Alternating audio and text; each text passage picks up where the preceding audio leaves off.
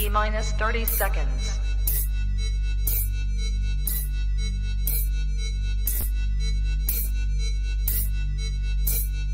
T-minus 20 seconds.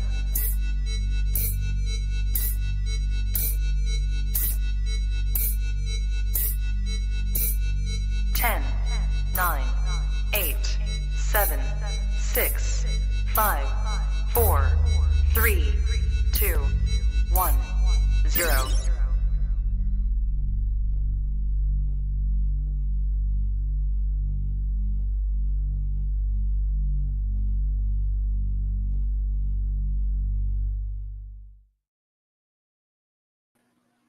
Trap Talk Reptile Network, coolest reptile network in the world. Episode 509.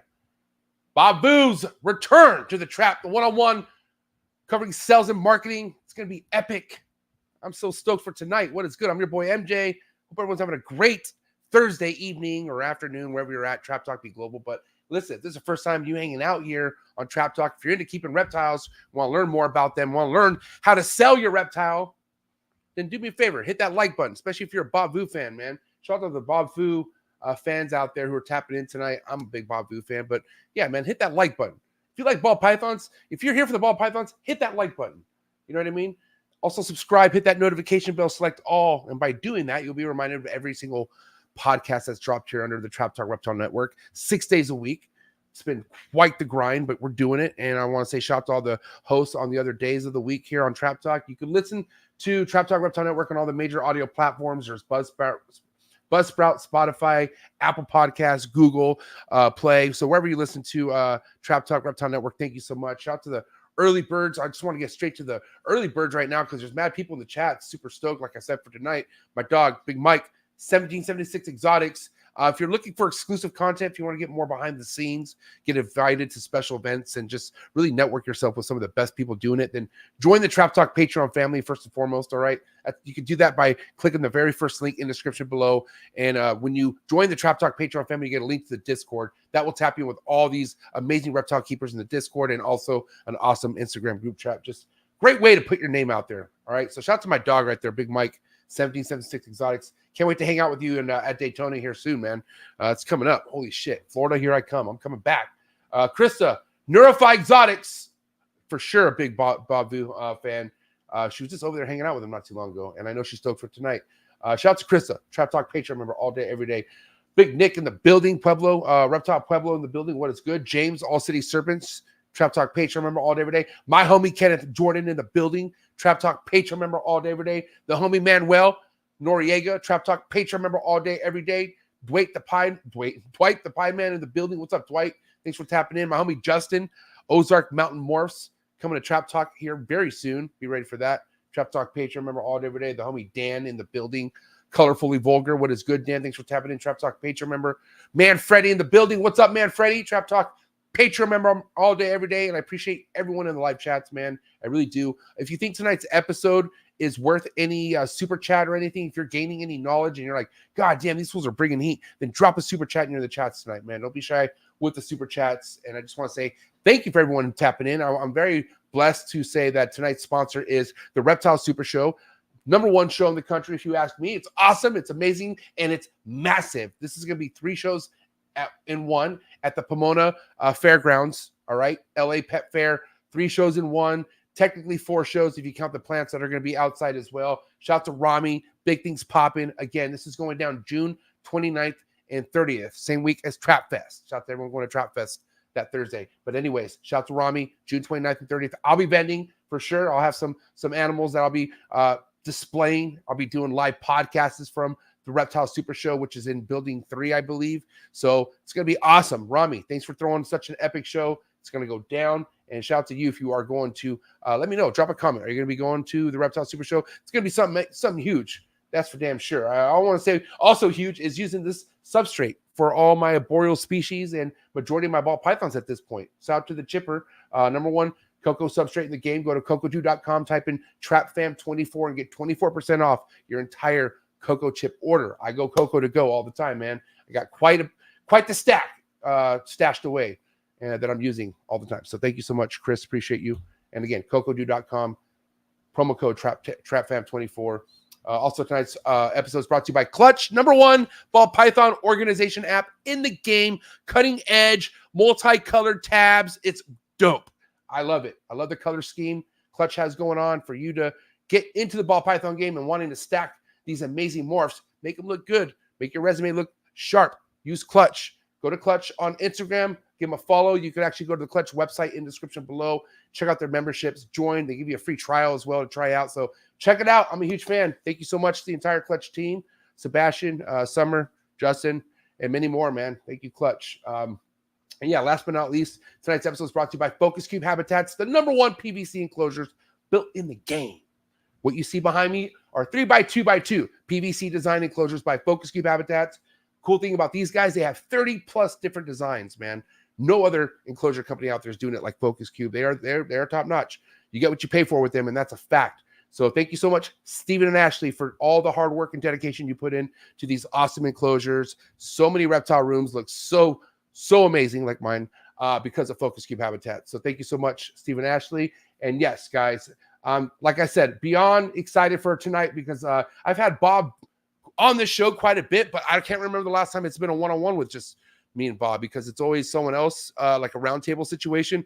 But man, there's so much to gain knowledge from somebody like Bob, someone who's really been tapped into the game. And when I mean tapped in, I'm talking about hitting the shows consistently and just building his own community. I mean, there's a lot of people who rock with Bob Vu. I'm telling you right now, and I don't need to say that, but for you guys to know that. And he's doing big things. All right, he has a show that he's going to be launching in September. So this is going to be a great episode, and I'm ready to bring him on. I hope you're ready because it's about that time. If you feel what I'm saying, all right, do what you got to do to get your mind right. Do what you got to do to stay hydrated. Episode 509. Bob Vu of Bob's Ball and Southeast Reptile Expo coming at you right now. Let's go.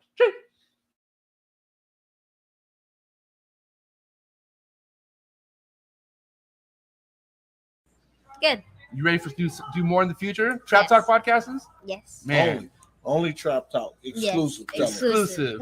Oh. So stop calling us. Rub the spot, get the club to pop. When I come up with the crop, God love it or not. I'm hot from the hop to the rub the spot, get the club to pop. When I come up with the rub the spot, get the club to pop. When I come up with the rub the spot, get the club to pop. When I come up with the rub the spot, get the club to pop. When I come up with everybody, we do it. Everybody, we do it.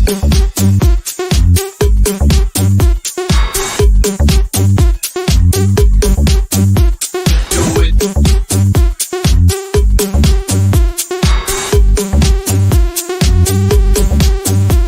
Do it.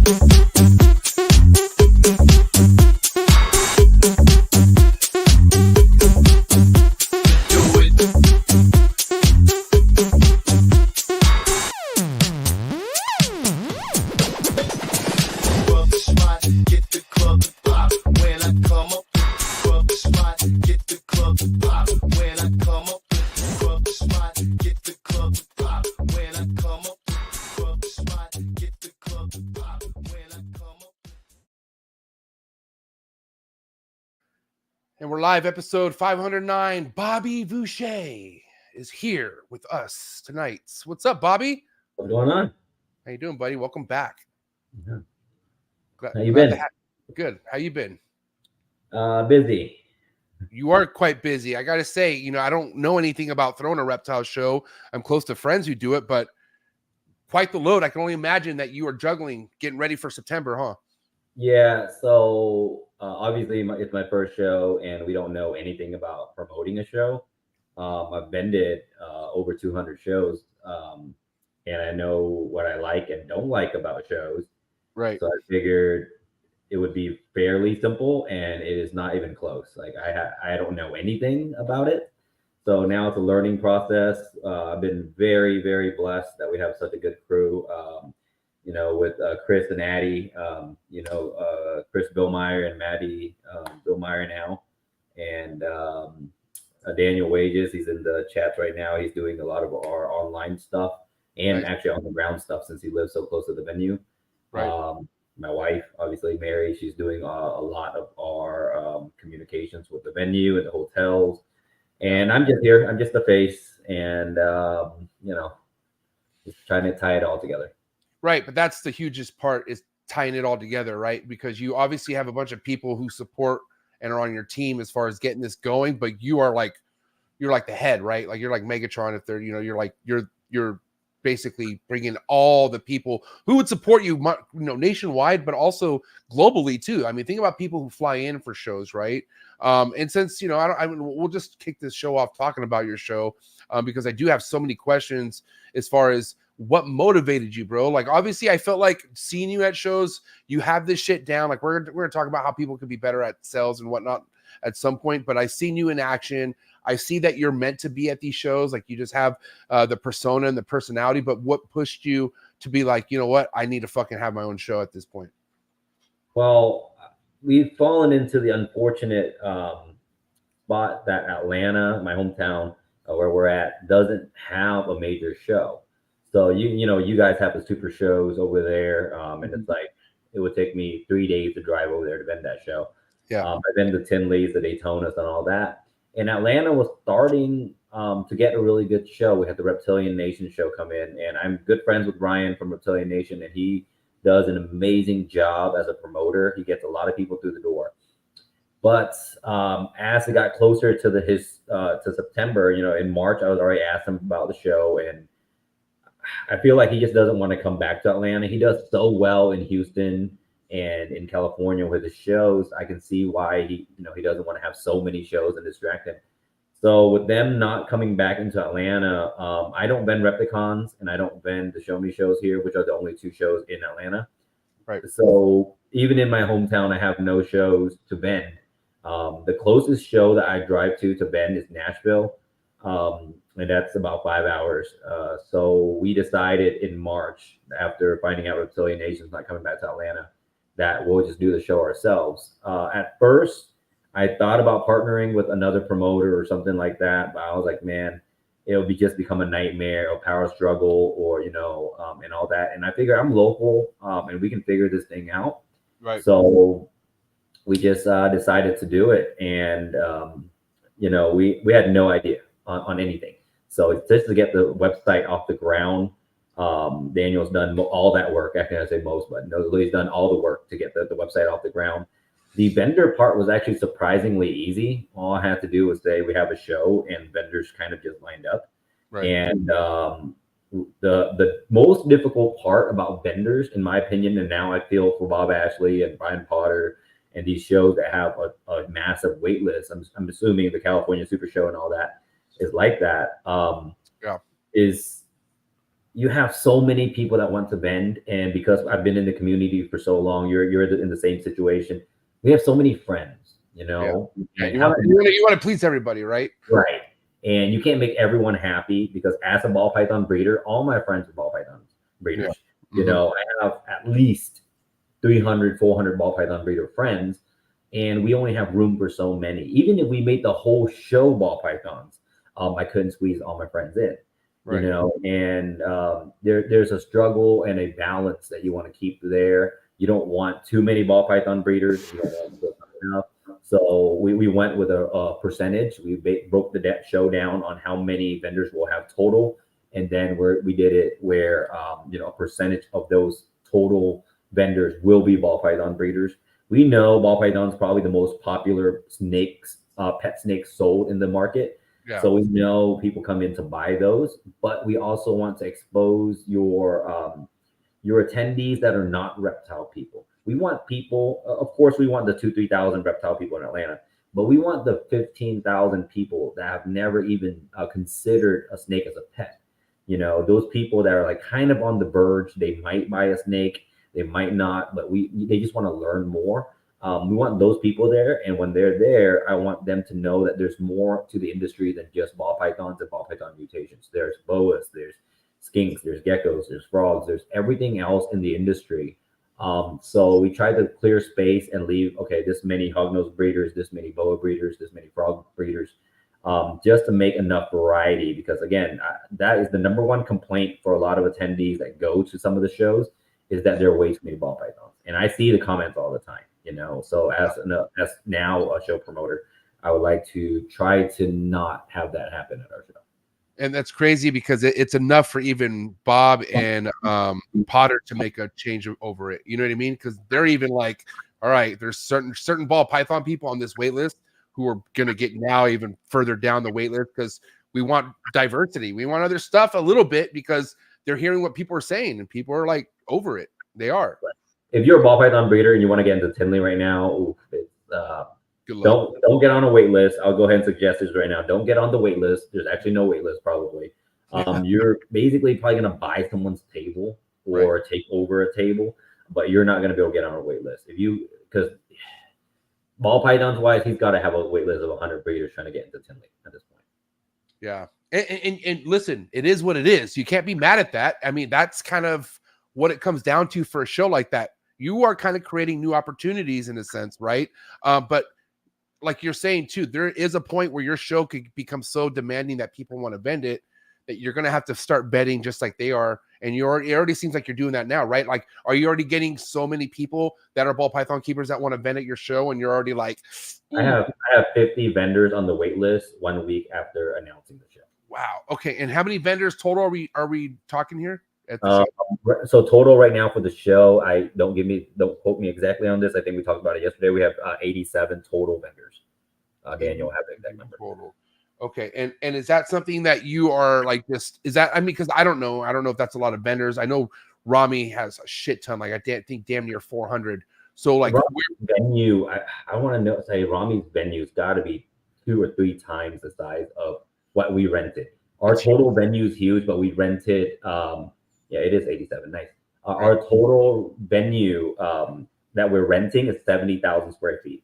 I've seen videos of the Super Show, and that thing is ridiculously massive. Yeah. So, and obviously locations, everything, right? Like if you have a good location, you lock that in, that can kind of lead you to success to continue the show, right? So first and foremost, so 87 vendors, and how much is that filling the location that you're going to be doing? Like how much room is that leaving inside that building with 87 vendors? So we're going to do our exact total table layout this coming week when I come back from Puerto Rico. Okay. Once we have all the layout done, it shouldn't leave that many more. We might have room for like another 10 tables tops, where we're adding very specific vendor. Obviously right now I'm on the hunt for a green tree python breeder or something like that, or a carpet python breeder, something that you don't see too often at shows. Again, I want obviously someone as local as possible, not as much travel, but I also want a reputable, good breeder. We just picked up a breeder today from the wait list that after vetting through their info, they breed White's tree frogs. That's their name is White's tree frogs, and they do a few other species of amphibians. And we're like, that's what we want. There's so much diversity you don't see at regular shows. Yeah. So, a carpet breeder or something like that would be great. So we're going to leave a little bit of room, like a few tables, in case some space opens up. But yeah, once we do the layout, we'll know exactly how many we'll have left. Yeah. Okay. What's going on with, I keep seeing Bob's Ball Shed. What is Bob Ball? Like, is that like is that, what's his name? Josh? And you guys, is that like a together? That's our Patreon. So me and Josh actually do the Patreon together. So it's a Bob's Ball Shed. And okay, all right. I didn't know if you guys are starting a shed company or something, like a shed company. I was like, God damn, you're going fucking ballistic here. No, okay, yeah. So that being said, like diversity, like I said, I think that's going to be awesome to have in any reptile show at this point. But I'm thinking like, and it's good that you said that. You want somebody reputable, because I feel like you could find someone who has chondros or maybe even emerald tree boas, but they're probably imports and they're probably like on death's door. You know what I mean? So I think that's like, it's awesome that you're going to be looking at that. Yeah. It's a lot of those species, like your green trees, your emeralds, your chameleons, even. A lot of the imports come in, they're like on death's door, like you said, they're dehydrated, they haven't been treated for parasites, stuff like that. I was lucky enough to find, a chameleon breeder a few hours away from us that's willing to travel in with chameleons, and it's Lucky Chameleons is the company name. And we had talked to him for a little bit, and I was like, I want captive bred chameleons. I want good, healthy captive bred chameleons, not the Florida wild caught veiled chameleons that you see at shows that are like literally on the verge of death. So we were lucky enough to get a real chameleon breeder. And I have one guy that all he does is sand boas. So he's going to set up 2 full tables of sand boas. Nice. Stuff like that. I just want some of that so that the public can see when they go in that, okay, it's more than ball pythons, more than just the same old, same old. Again, a lot of people will be there for ball pythons. Obviously, that's my goal because, we want to sell snakes. I mean, heck, we have Chad Holker coming in. We have Canova. We have Rice family. We have Josh. We have some really heavy hitter ball python breeders. So I want them to do well too, obviously. But I want the whole community to be represented by, and again, we say by percentage, right? I mean, that's why the biggest percentage will be ball python breeders. And then we'll have, X amount of crested gecko breeders, but I also want other geckos. I want the fat tail gecko breeder. I want the guys doing lychees and guards and all that stuff to also be represented. What about a tree monitor breeder? That'd be dope too, huh? We do have a guy coming in from North Carolina that does a lot of monitors. Brian Tucson, right? I'm assuming Brian. Brian. Yes. I'll look through the list. I have 2 guys that are doing monitors. I'm really, I'm gonna have to. It's hit or miss with them because they're like, dude, we only have so many hatch, and from here till there is 3 months. And I'm like, hopefully you'll hatch more by then because I know, especially for tree monitors, they're high demand. So if they're sold out by then, it's not much we can do. Yeah, well, if it's one of the guys I'm thinking of, and if it's not, I'll introduce you to him. His name is Brian Susan. He's one of my sponsors. He goes by Sundown Reptiles, and he has high-end geckos, like geckos that aren't really being worked with, like super unique ones. Australian geckos? No, Australia. Like he has like weird, like man, I can't even tell you the species, but like the huge leaf geckos, like they have fat tails, like leaves. You know what I mean? Yeah. But he's probably the biggest tree monitor breeder in the country right now, as far as the production scale. Like he has, I think, over 60 babies or something hatching out. Like hopefully it is one of these guys, and if not, I'll link you guys up because I think you do. Sure, yeah, if he's not already on our list for sure. Send me his info. But I'm reading in the comments. Yeah, so just in Georgia alone, if you think about. This is not just like a nationwide thing. Just in Georgia alone, obviously you have myself, Rice, and Canova in Georgia. Right. Yeah, I mean that's heavy, right? Breeders, Yeah, and that's just to name some off the top of your head. There's going to be more. Sure. You know what I mean? I got JMG coming in. That's yeah. I was going to ask you. You're obviously paying attention to other species because you're going to have to because you're going to want some of this stuff, if not all of it, at your show. But JMG, man, what do you think of the hognose game? The hognose game is so wild. I'm watching this. I remember I've known Junior for a while now. I remember it might have been maybe 7 years ago. Junior would wholesale hognoses. No one wanted them at that time. For like that 1 or 2 year span, the hognose market just went to crap. And then, dude, it has gone so far above and beyond now. The mutations that are out there, I can't even believe it. And sometimes I'm like, damn, I should have gotten to hognoses, but it's okay. I'm doing okay for myself. But yeah, the hognose game is pretty wild, and I love it. I think TikTok helped a lot, right? How cute they are and all that definitely helped a lot. And when we obviously want hognose represented there, we have Frame Shift, my good buddy of mine, is going to be there, and then we have Hardcore Hogs from Florida, very well known breeder. And I was like, who's the biggest name in hognoses? I was debating, who to call. And then I'm like, well, obviously Junior would be the number one guy. So I ended up reaching out to him and he cleared his schedule and then we ended up getting him. So it was pretty cool. Yeah. I mean, if you even just think about all around, like passion wise, who talks about them the most, who's really putting them on the map, nobody's doing it like Junior from JMG, bro. Like he's built for this shit. He loves it. Like it's his life. You know what I mean? Okay, so it's a hardcore hognose. Okay, don't Google hardcore hog. we Googled hardcore hogs to find his website and Insta and all that. Do not Google that. Well, or maybe Google that. I'm glad you fixed that. Yeah. Okay, no, I gotta say, man, one thing, no matter what you can do, as far as complaints from the vending side of doing a show is like lack of sales, right? Like some people don't understand that, there's nothing, no matter where you're selling at, there's no guarantee you're going to sell anything, right? But what are like some of your expectations? Like, what are you, are you kind of looking for more vetted vendors versus like noobs that are never vended before just to avoid like complaints like that, and people who don't understand that side of vending. You know what I mean? It's difficult because I've vended obviously the major shows and I've vended small shows. It doesn't matter how long you've been into this industry, you'll complain. I have 10, 20-year vets complain to me how bad a show is, and I'll have brand new people tell me how much they appreciate just being there, you know, and you'll see both sides of it. So we're trying our best to have a variety. As far as new vendors go, obviously, between you and I, we both know you want to give dibs to your friends and family and all that. So obviously my Patreon, I announced the show to them about 2 weeks ahead of time to give them an opportunity. And again, people say, oh, that's kind of unfair, Bob. Why would you do that? And I'm like, well, you know, life's unfair. It's my show.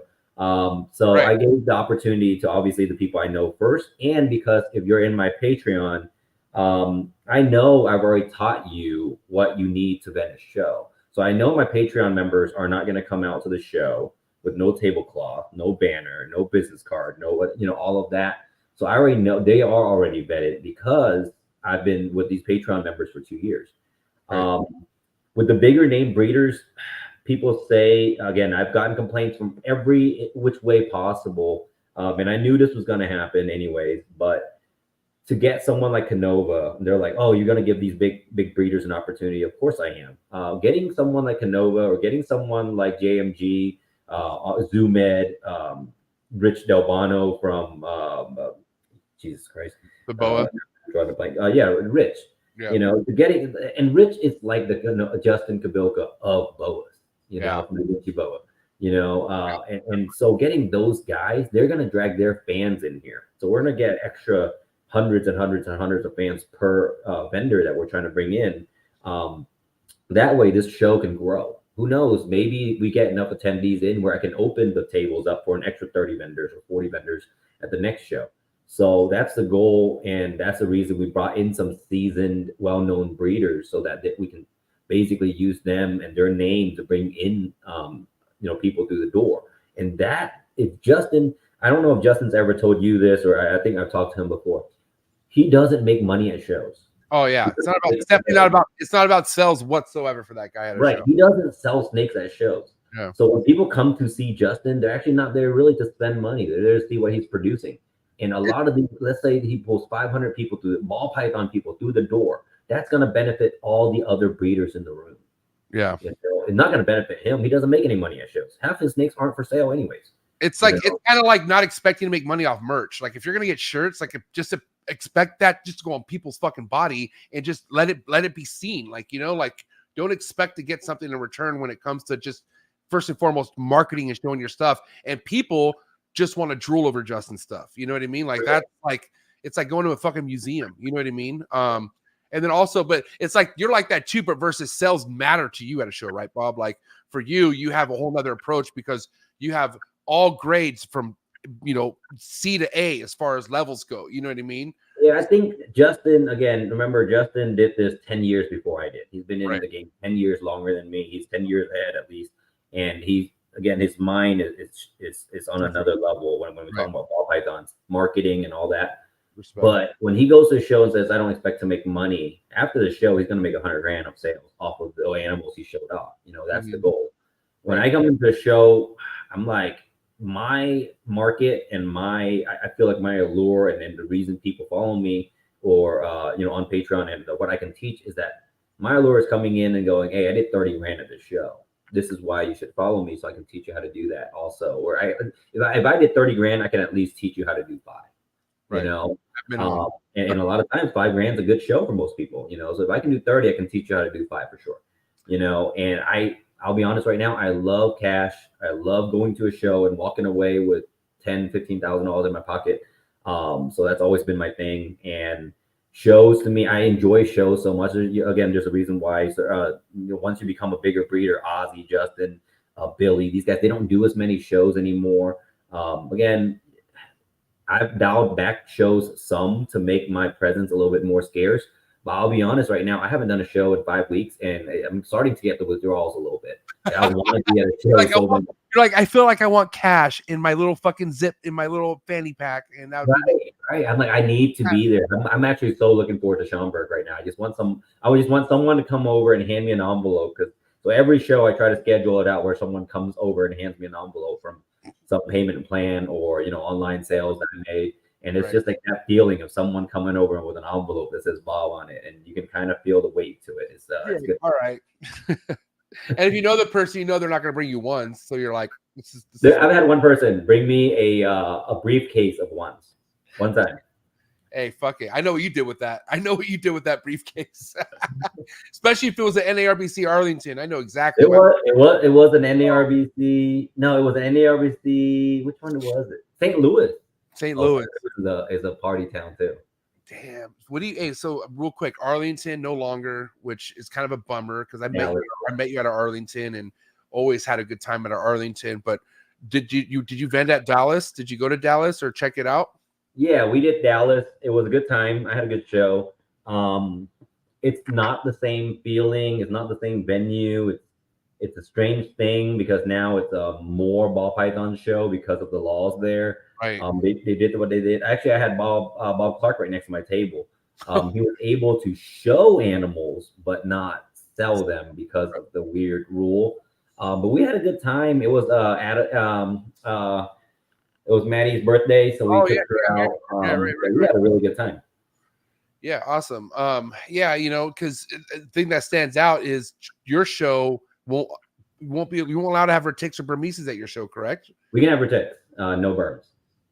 Okay, so what's your take on having Retic Vendors? Like you want maybe one or two of those, or what's going on with that? I have Matt Bowers and Aaron Mathis, which are my two big snake guys.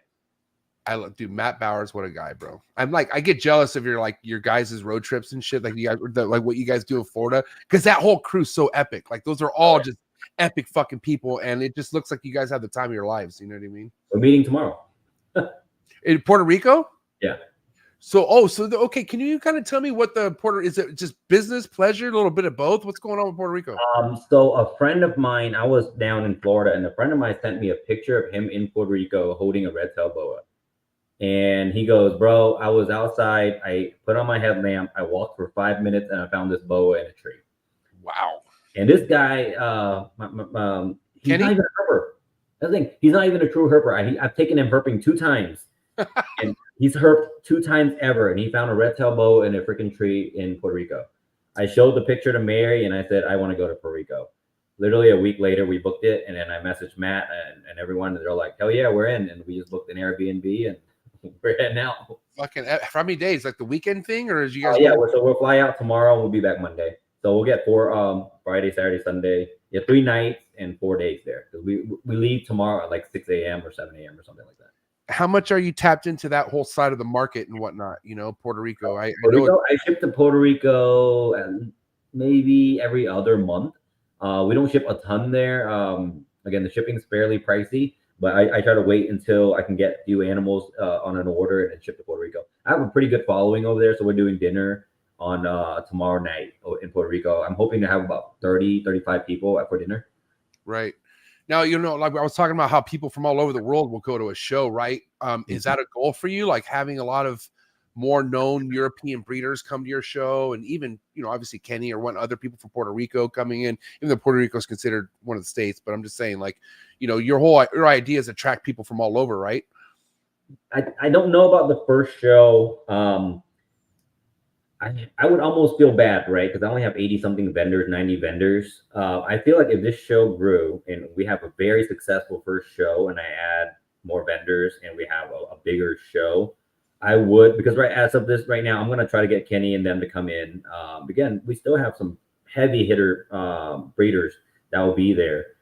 Kenny's going to come in, or trying to get Kenny to come in. I have some breeders from the UK that might be coming in. And my guys from Vietnam wanted to come, but I told them I'll just meet them in Tinley. In my opinion, if they're going to come to a show, come to Tinley. If they're going to fly 26 hours over here, come to Tinley October. They'll have a good time. Again, I'm not going to try to down talk my show, but Tinley is the mecca of ball pythons. So if you're going to fly in from 26 hours away, come to Tinley. I'll be honest.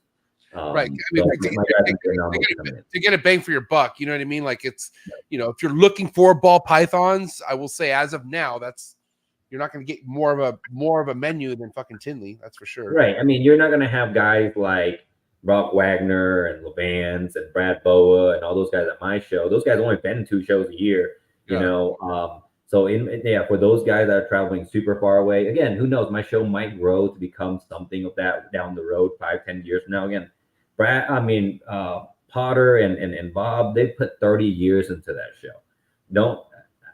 Shows shouldn't pop up and expect to be as great as they are on the go. You know, having some of these shows, like there's going to be growing pains. You're going to have to put a lot of elbow grease into it.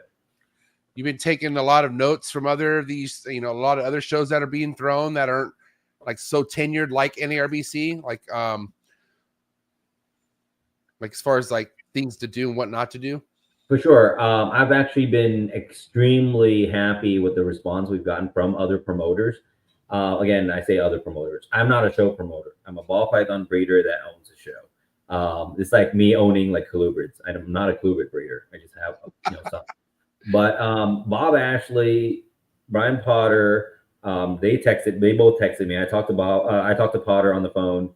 And literally Potter was like, whatever you need help with, I might not help you directly, but I can send you the information, whatever you need. Yeah. Sean Gray messaged me and asked me if I needed any help. And then Wayne Hill called me, which was the most out of the blue person to call me. And Wayne Hill calls me at like 8 a.m. and he goes, "Hey Bob, I heard you have a show coming up in Atlanta." I'm like, shoot, he's going to take away my tables in Daytona. And he actually asked me if I needed any help promoting the show, that he's willing to let me promote my show in Daytona. Wow. And he was like, "If you want to put up flyers, banners, whatever you want, just do it at our show." He says, "I don't care." He goes, "Whatever we can do to help your show, we'll do it." So for Wayne to do that is amazing. I can only imagine how much you've done for them though, too. Like, not like, you know, just as far as the loyalty you have, as far as bending a lot of these other shows, the energy you bring to a lot of the US ARC auctions, like you do bring a lot yourself. And I think they're probably grateful. Like, I don't see why they wouldn't want to be so open arms to you. You know what I mean? Right. And I've expressed to every single one of them that I will not be stepping on any of their toes, any of their territories, any of their show dates. I just want my little show, my island, you know, I want my Atlanta show. And amazingly, even Troy, I talked to Troy too. Everyone's like, "Oh yeah, we'll just all stay out of Atlanta." And it's been so amazing for them to say that. "Oh, they'll stay out of Atlanta. I stay out of their territories. It's going to be great." Yeah. Actually, I'm giving Troy tables at my show to promote his show, because his show is the week after mine in Charlotte. So I want to promote his show because I know Troy's doing this right. I know the way he's doing his shows and setting up, vetting vendors, everything that we want for our show, that's what they're doing. And so I want their show in Charlotte to be just as successful. So we're going to promote his show at our show. So, you know, I feel like any show that will promote a subsequent show is just good business. Yeah, you know, I mean, and you pick September, right? Is there a certain reason why you picked September? Is it just because a lot of people might have more babies available, or what? Why September? So September falls right after Dallas, which is, in my opinion, and Potter will tell you the same thing. Dallas is one of their weaker shows, and it's mostly a ball python show, and it's 12 hours away from me. So it's not going to hurt their sales. It's not going to hurt their business. It's not going to hurt in any way because I'm 12 hours away from them. That show is growing, so they're promoting it right now. It's still growing. Tinley's already so established. I can't be close to Tinley at all, right? So I need to be far enough away from Tinley, at least a month away from them. I can be a little closer to Dallas because of the distance. I have to be far away from Daytona because Daytona is so well established. I need to be a month away from them. So if you're looking at Daytona and Tinley, you have to be away from them, and you don't want to be in the winter time, right? You don't want to be January or December. It's too cold. I don't do any shows in January myself because it's too risky traveling with animals and it's 22 degrees outside. So September literally felt like the perfect month. It's right after school just came back in. It's after it's almost a month away from Daytona. It's a month before Tinley and a month after Daytona. It just seemed like the perfect time for us. Now, you know, it's funny, Potter saying or just, Potter would agree that Dallas is more of a weaker show for them out of all the shows? It's a growing show. I don't want to go with weaker because I I'm don't just, saying, I'm just saying expectations aren't too high because of where they're at. It's a growing show, right? But with that being said, bro, I heard even at Arlington, like, because dude, the last couple Arlingtons weren't as heavy traffic wise.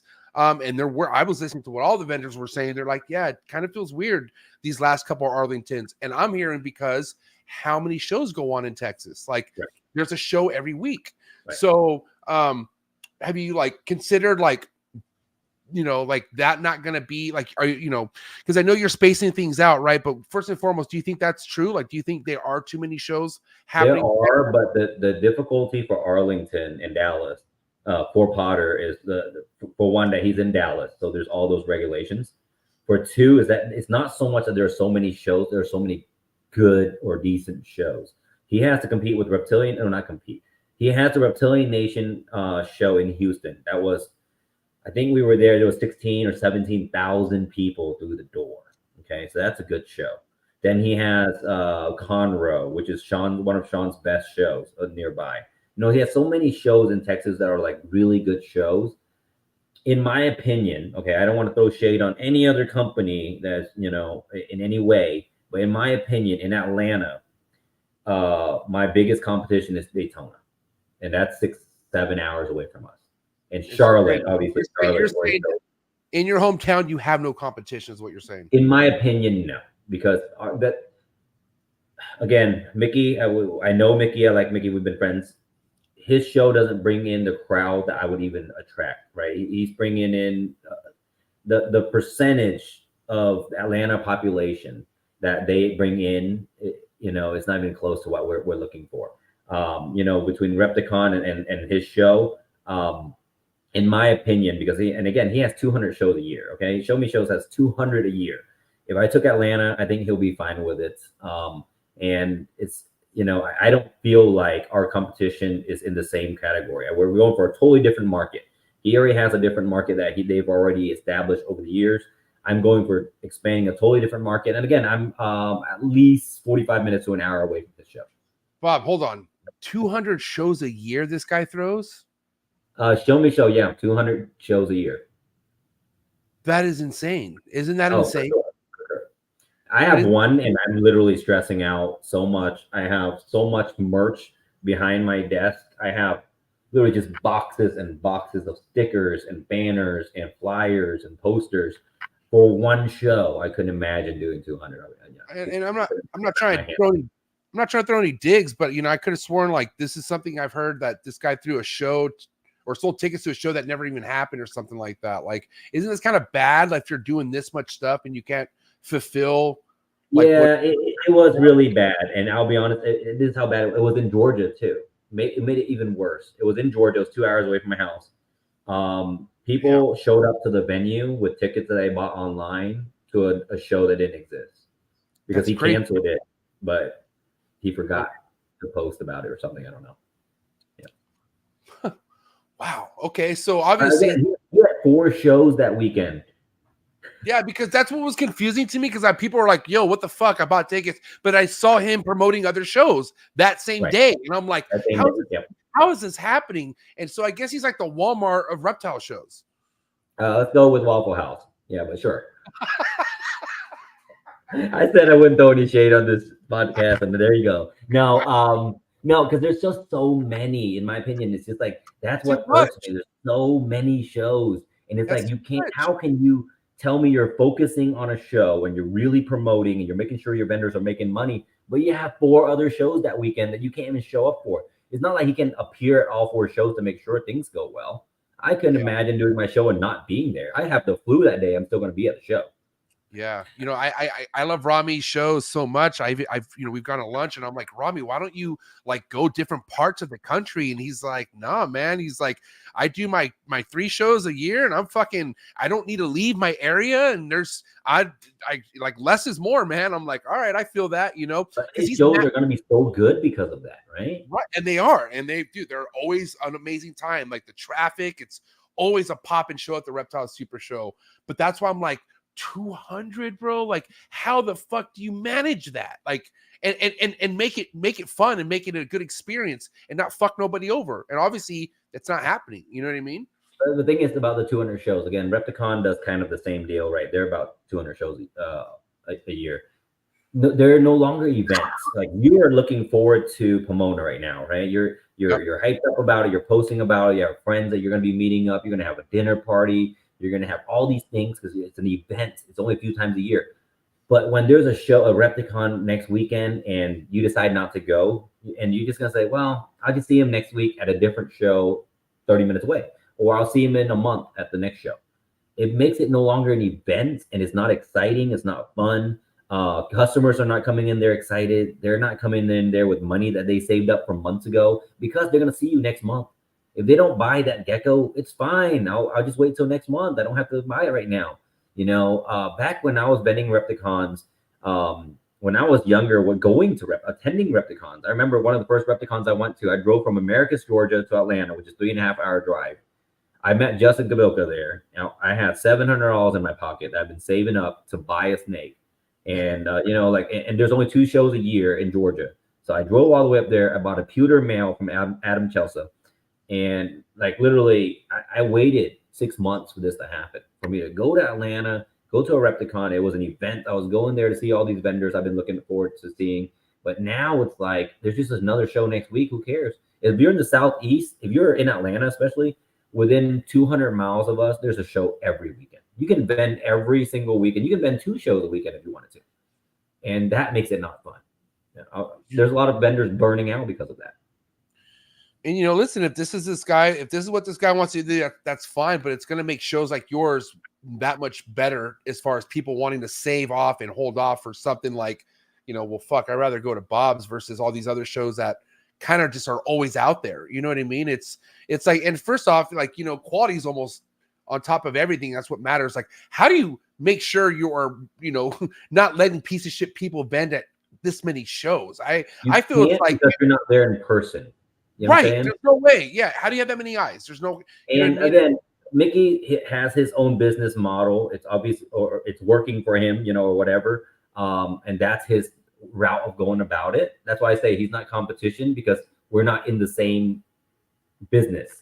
We don't have the same business model. We're not even in the same business. My business is one show. His business is trying to expand the community with a lot more shows, which is fine. That's his business model. That's what he goes with. I equate it to me saying, okay, I want to breed ball pythons, and someone going, oh, I want to breed ball pythons and boas and frogs and geckos and all of this stuff, you know, because they're new, you know, whatever. They love everything. That's fine. I just want to stay in my lane and breed ball pythons because I love ball pythons, right? And get really good at just breeding ball pythons. So it's a little bit different strategies, or, you know, whatever. That's your bread and butter too. Like, you've legit vested parts of your life into the ball pythons and done good with it. Like, you know, people know your productions when it's posted somewhere, you know, and I think that's why, you know, that's everything into one thing, right? Because look at you. I can see the background alone, right? You're so invested into these animals. Yeah, you have other things, but that's your thing. You know, that's what you're good at. And that's what you're known for. And do you think that's important for someone? Do you think that's important for someone to realize coming into this? Because, you know, I feel like people are trying to find their identity in a sense coming into the reptile game now, because they do want to be diverse, but it's kind of like, man, you got to hone down on something. Like, there's got to be something that you want to be diverse, right? Sometimes do you feel like this is just a legit question? Do you feel people want to be diverse so bad that they just go out there and just start picking up stuff that they're not even passionate about? And that's how they get bored. I've done the same thing. I'll be honest. I've done the same thing. I'm like, ooh, I kind of want this. I kind of want this. And you get bored of it because you're not passionate about it. You know, I don't get bored of ball pythons because I really do love ball pythons and the mutations. So I can continue to do it. But when I pick up other mutations that are like fads, or, you know, not mutations, a species that in my opinion are fads, or things that I just got excited about because I was at a show and I impulsively bought it. So a lot of these breeders out there that are new to the game, and I understand what it's like to be new to the game. I understand what it's like when you go to a show and you're like, well, this species is cool. I should start breeding that too. And then all of a sudden you got all these species in there that you really don't care about. You just bought it because someone else told you it was cool, or you saw it on TikTok or at a show. And I feel like that's the easiest way to burn yourself out of the industry overall. And you have over 10 years in this now, right, Bob? How many years you been in the game now, you would say? My first clutch that I produced was 15 years ago, 2009. So 15 years of producing snakes. So I've been keeping reptiles for 20 years. And you said this on plenty of times here on the show, like you have a sales background, right? Like, so I know you've paid attention to the market changes, the ups and downs, and we're in a funky time right now for the ball python market. Nothing new really, because we kind of expected this, but how are you? And I know you've seen people come and go, right? But how are you seeing, or how do you feel about the amount of people that are just deciding to just pack it up and call it quits? And is it a shock to you? It's not a shock, because this has happened for the last 15 years. The ball python game, especially, because the ball python game is different than your chondros and your monitors and those guys, because you get some of these other species as a passion. You get some of these, a pair or three as a passion. The ball python game's difference is that there's a lot of money behind it, and there's a lot of bling factor, right? You got guys like Miguel who coming in there go with a video. Oh man, $10,000 snakes. Again, I love Miguel, and me too. I'm the problem too. Me, Miguel, and Justin, I'll be honest, we're the problems for the industry, because people look at it and go, oh, well, he just bought a Corvette, or he just bought this. They're going on vacations all the time. We want that.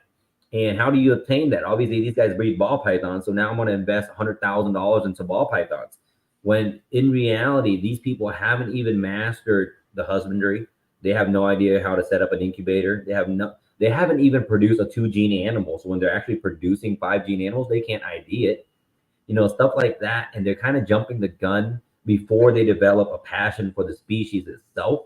They're jumping in 200 grand deep, 300 grand deep, and then they're like, oh man, there's a lot of freaking work. Now I have to go home from my 9 to 5 and scrub tubs. That's freaking terrible, because when you have 5 ball pythons, it's easy. You can wash their water bowls every day if you wanted to. Yeah. Now that you have 100, it's a real job, and it does wear you down, and that burnout kicks in a lot faster. So in my opinion, the best way to help that is to help a ball python breeder stay in the industry as long as possible is slow them down. It sucks to say, it sucks so bad to tell a customer to slow down, but I've had to do it. I tell them, hey man, you went from 0 snakes to 10 snakes. Let's chill at 10 snakes for the next few months and kind of level it up to 20 to 30. You don't need to go from 0 to 100 ball pythons in a year. You will burn out. Anyone that I've seen do that usually burns out within 6 months to a year, and because it becomes a job, and they're not used to it, and now their wife's mad, or their partner's mad, or they're not spending time with the kids. The kids are the worst thing, because now the kids want to go play sports, so you don't have time to take care of your animals, so you want to sell out because of that. And it's easy. It's an easy escape. You say, okay, cool, I'm just going to sell the whole collection for pennies to the dollar. Someone's going to pick it up. Yeah, and Bob, everything costs money, right? Like everything you're saying all leads to money, and people who come in, for the most part, want some sort of return at some point within some timeline, which is a terrible thing to do. Like, you don't ever put any kind of timeline into this, because you don't know where things are going to be, good or bad. You just don't know. And so many people went from 0 to 100 expecting sales at a certain point. And dude, this is why people who are lacking sales aren't ready for sales. They're not at that point in their whole career of being known to where you can make sales like this, especially if you don't vend and you just want to count, and like you're like, okay, I'm going to put this on MORPH market, I'm going to do fine. No, that's just not how it works, dude. And the struggle I feel like is because they saw how easy it was for us. But again, they came in during COVID. Like if you came in during COVID and you're watching breeders not even try to sell animals and it's just sold out. Again, I think I was on your podcast maybe 2 years ago, and you're like, everything's selling out of the egg. It comes out of the egg, it's sold. I got a wait list. Everything's sold. It's so easy. Life's easy. And we had life on easy mode during COVID, dude. If I had a clutch of ball pythons, I'm already counting my money as soon as it come out, as soon as the eggs are dropped. You already know it's going to sell. You don't even have to work at it. I have pet stores calling me daily. Hey, do you have a 20 lot, a 30 lot of ball pythons you can send us? But because of that, they saw that and they're like, well, they went to a show and watched me sell 15 snakes in an hour. And they're like, that shit's easy. I can do that. I can stand in front of a table and bag snakes. During COVID, it was that easy. Unfortunately, it was. And then now the reality is kicking back in. 2018, 2019 reality is kicking back in. And you actually have to have salesmanship. You have to present yourself well. You have to let the animals speak for themselves, obviously. But then you also have to be a pleasant person. You go to a show and you are the person on their phone and saying, what do you want? Or, you're not going to close that sale, because I will close it. I'll be across the table from you, and I will close that sale at a higher price than you just for being a nicer person. This happened to us in Nashville a few months ago. I went to a show in Nashville, small show. It's a pet, a Nashville Exotic Pet Expo. They had monkeys and kangaroos and all this stuff for sale. And so I come in and I set up. The owner of the show came in and it was super nice. And she said, we're going to put you in the middle of the show. You're going to be like the headline for the show. I'm like, cool. And so it was kind of an advantage and not, because, the entrance people get all the attention first. And the monkeys were behind us all the way in the back. So everyone just crowded to the back. And I've noticed that a lot of the 50-50 sales, which are basically people are there to buy a snake. They really don't care on genetics, because they don't care who Bob's Balls is, or they've never even heard of me. The only deciding factor at that point is, are you willing to talk to this customer and put a snake in their hands and let their child handle 2 or 3 snakes and talk them into why your product is literally better than the guy next to you, which is not, right? Because ball python's a ball python, a healthier one or whatever. That guy has a ball python too. It's also $300. Why is this one better? Because genetically it doesn't matter. They're buying a pet. Then it's just down to, do they like you and do they want to give you their money? You know, and if I put a ball python in her hands and say, hey, handle this one and see how you like it. And then if she's like, oh, this one's kind of cool, and if you see her eyeing another snake, put this one up, put the other one in her hand and say, this one better. Do you like this one more? Yeah. She's going to walk over. So they're going to think about it. She's going to walk over to the table next door and say, I kind of like this snake. And the guy goes, oh, we don't let kids hold snakes here. She's going to come right back and give me her money instantly. And I saw that happen, God, at least a dozen times at that show. We did very well at that show. Going to a small show, 4 hours, 5 hours away, I think my total cost for that show might have been $500 in table and hotel. Tables were like, I think, $125 for per corner. So I took 2 corners. So I took an end cap for $250, hotels for another $250, $300. And you walk in away with $20,000, because you're just able to talk to people. Yeah. And it's as easy as it sounds. Like, people probably sit there and just think, I'm not going to say anything, like not be the one to engage it. Right. And it's funny how you say, like, pull out another snake that they eye, because guess what? They're going to be there longer. The longer they're at your table, the more the possibility they're going to buy a snake. Right. But like, some people overclose. I almost feel like, and then this is a thing in sales. This is a thing in car sales, insurance sales, all the sales. Yep. Put the snake in their hands and let the snake speak for itself. Basically, the product speak for itself. Put the snake in their hands. Like, oh, how do you feel? You like the snake? And then you kind of just sit there, right? Let them buy it. You want them to buy the snake. You're not selling them snake. You want them to buy. You want them to like the snake, like the price, like whatever, and they will buy the snake. In the insurance world, once I tell an agent or someone I'm training, once you give them the information, the price, and the reason to buy it, just shut up. Sometimes you're talking too much and you want to talk them out of the sale. You just shut up, and the first person to talk loses. They're going to tell you either they want to buy it or why they don't want you to buy it. And there's only 4 reasons that people don't want to buy life insurance. And in any of those 4 reasons, we have a script for why they should buy it, right? Oh, I can't afford it. Well, okay, then what can we adjust, or why I feel like you should be able to afford it, right? Because we already tailored this to you. Oh, I don't feel like I need life insurance. Okay, this is why I feel you need life, blah, blah, blah, blah, blah. We already gone through this. I need to talk to this person, my dad or whoever. Then so each one of their reasons for not buying that animal or whatever in front of you, you should already be prepared for that. Other than the fact that I'm not ready for a ball python, I'm going to kill this animal, blah, blah, blah. But most of the time you put the animals in their hand because they're interested in the snake, and it's just up to them to buy it. Just shut up and let them buy it.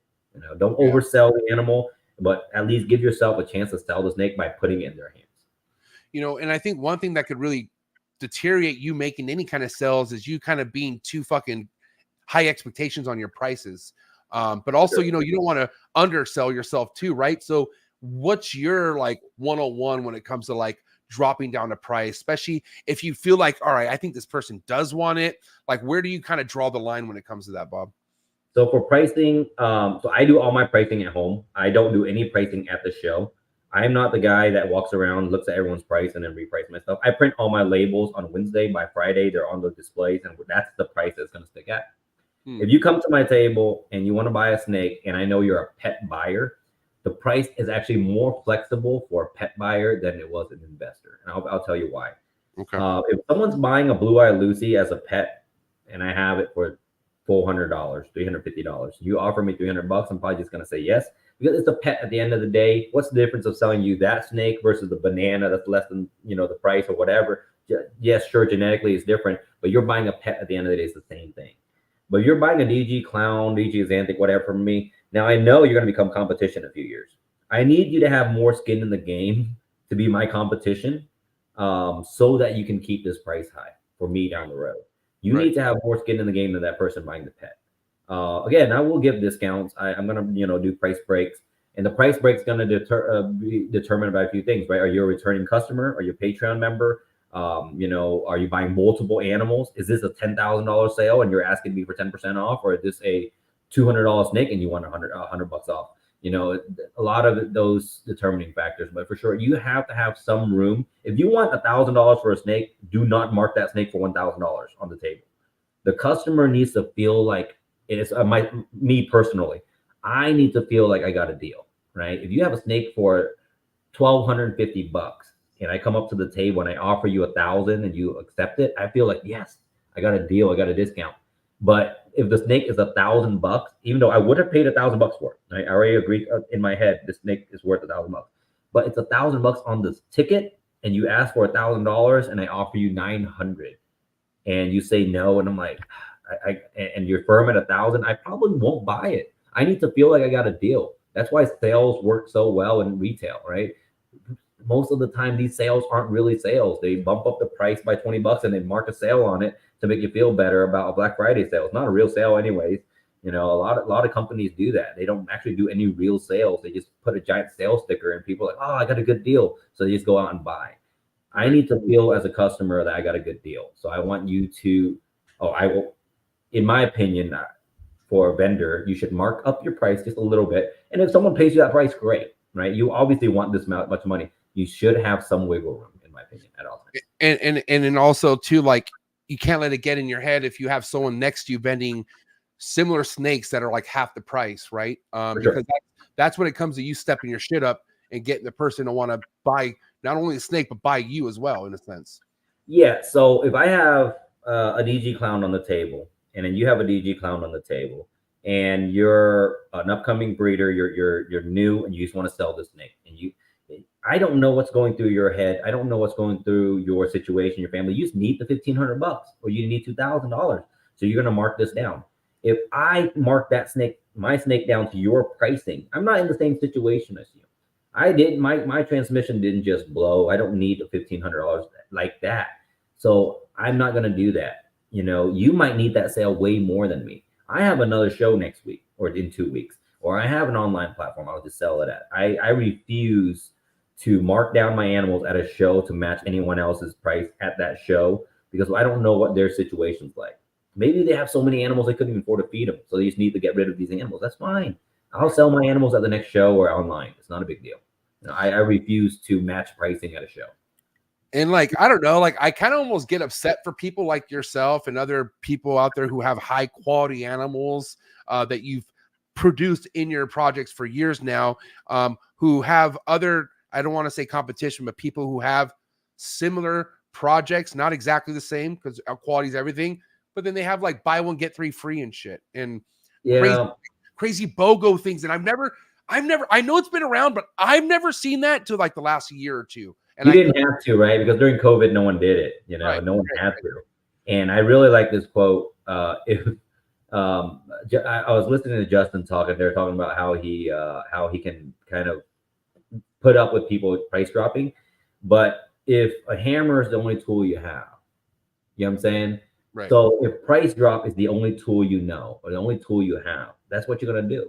If that's the only way you feel you can compete with another breeder is to cut price, that's what you have to do. I don't have any way of competing with this guy next to me. He's so much better than me. So in my opinion, if someone's right next to me with the same animals, same genetics, and they start slashing all their prices being next to me, it should be kind of a compliment. They feel that they're the only way they can compete with my presence is to slash all their prices in half. That's fine. We're not gonna get down to that level and drop our prices or whatever. But again, if that's the only tool you have in your toolbox is to drop prices, then that's what you're gonna have to do, unfortunately, because you're not gonna up your game in marketing, you're not gonna up your game in relationships and all of that. And which right now in this industry is more important than ever. Right now, you're producing a cutting edge animal or a nice animal. You should have a wait list of guys that you know are interested in that project, right? I have an animal that's really nice. It might not even make it to MORPH market. I might go ahead and message these 5 guys that I know have been waiting for this project, that are working this project, and go ahead and sell it ahead of time. You know, you should have contact lists. You should have a guy that will buy all your wholesale stuff. You should have a pet store nearby. Again, they're like, well, what if I don't have one? I don't have a nearby pet store actually that I sell to. I ship a lot of my stuff out. I have vendors that vend shows that I ship animals to, wholesale stuff, you know, cheap stuff that we miss the odds on, POS hets and hets. You should have that source. I don't have anyone nearby, but when I go to shows, I will talk to these vendors that vend 100 shows, a year. Surprisingly, there are vendors that vend 100 shows a year. They have teams that do this, you know, so you can contact and talk to a lot of these guys and make these connections and find out. That's part of market. That's part of sales, is making connections with these guys, wholesalers and all that, is to talk to these guys so that when you have 80 animals in your wholesale rack and you need to get rid of them because you know it's tired of feeding them, call one of these guys and go, hey man, I got 35 animals. Do you want them? Boom, this is the package deal, and send them out.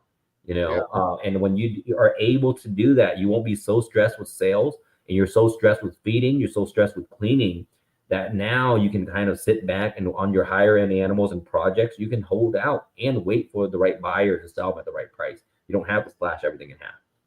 Yeah, you know what's crazy, man, is the top food chain of the ball python world, like the people out there who's really has their branch really rooted in the tree, right? Like, you know, you admit it, and I feel a lot of people in your position don't like have the fucking courage or just the respect to give Justin his props. Like you said, dude, he's 10 years ahead of me. You know what I mean? And I feel like that's because of how long he's been vested in the way he's been doing things, he deserves to be that far ahead of most people. But I feel like the people right underneath him, which is like you and a few others, I feel like the competition has to kind of get weary in a sense. And I feel like you do things specifically where you don't have to worry about that. And I'm wondering what it is that you work with, Bob, that you feel that is keeping you on that edge of like you being Bob Vu and not being someone else. You know what I mean? I feel like if you are in this industry, in the ball python industry, and you can't acknowledge that Justin is the best, the number one guy, right? Then you're just lying to yourself. Right. At the end of the day, if I go to sleep and I said, I'm a way better freighter than Justin freaking Kapilka, why doesn't anyone else see that? I'm just lying to myself. This dude's been in the game way longer than I have. He invested $30,000, $40,000, $50,000 per animal back then. Yeah. And when he was doing that, I was in middle school, dude. You can't, so I can't just sit there and be like, I should be way better than this guy at this point. And he's continued to grind and continue to upgrade, continue to do better. And you're looking at him, he's hosting events and he's hosting things to build these connections and relationships. He invited me to lunch in 2017 or 18. He texted me and said, hey, we want to invite you and your wife up for lunch. And when I went up there, and I'm like, why did he contact me out of all people? And he goes, oh yeah, I was looking on Instagram. I saw you posted a super OD, blah, blah, blah, blah, blah. And I was like, this dude is like tapped in, right? So, and he wants to build that relationship with me. He took me out to lunch. I bought some animals, and we've been friends ever since. And I feel like even at the tier that I'm in, let's say you put me in the 3rd tier, 4th tier, wherever the pyramid falls, right. I'm not so bothered by, okay, this guy is this much better than me, or this guy is not even close to my tier or whatever. Because at the end of the day, dude, we make money breeding snakes, and it's like, it ain't that serious. Like LeBron says, just basketball. No, Yeah, for like real. we breed snakes, man. I wake up and walk downstairs and cut eggs, and animals are crawling out, and people give me thousands of dollars for that, you know. And I have 100 Patreon members that log in every day to listen to me talk about freaking ball pythons. It's so like, It's so not hard labor. It's crazy. Like right. I'm not doing hard labor. It's like great. it's so chill. And Yes. to watch my wife go and revive somebody that died 4 times Dude. today and come home and me bitching to her about the ball python industry is so stupid. Shout out to Mary, man. Wow. I mean, also too, you know, obviously I'm not comparing my wife's work to your wife's line of work, but just her like stress that she has with conference calls and everything like that. And I'm just like all worried about like, you know, is my neonate going to eat today? You know what I mean? Right. But like, that's all I have worried on my plate. Everything else is like, I guess I'll, you know, go change water. So like if you just take a step back from the industry and go, man, my problems or whatever, I'm so stressed out. I'm trying to be the #1 guy or whatever. And my wife's like, you know, I'll text her like, hey, how's work? And she was like, this guy's bleeding out all day, blah, blah, blah. And I'm like, oh my God. And I'm like, you know, my problems are pretty small. Yeah, I had a snake bite me today. It's kind of sucky, you know, or whatever. So I feel like that's why I don't stress so much about like the pecking order or anything like that. We make such good money for what we do for a living that I really don't stress about that. And Bob, obviously, I'm a true believer in this, and I think you are too. But I feel like when you do good in a game like what we're in, it comes back to you tenfold. And Sure. what I mean by good is just take care of your people, right? Because obviously, like you're talking about how Justin took you out to lunch, and that probably did something to you as far as inspiration, or felt like, wow, this guy cares more than I'm expecting people to care. But by you doing that the same, it just kind of feeds, and it like that energy just sheds on to people where they pass it on to the next one and to the next one and to the next one. But don't you feel like first and foremost, if you're meant to be in this game, things land in your lap, but if you do good by it, it continues to happen. Like your luck in this continues to grow and grow and grow, right? I feel like the more you pour into the industry itself or the world itself, or however you want to see that, again, I go to every USARC auction, and, you know, I try to do as much as for the community as possible. Right. And in return, again, like you said, I support all these guys. So now they're supporting my show. But in return, the community will support you.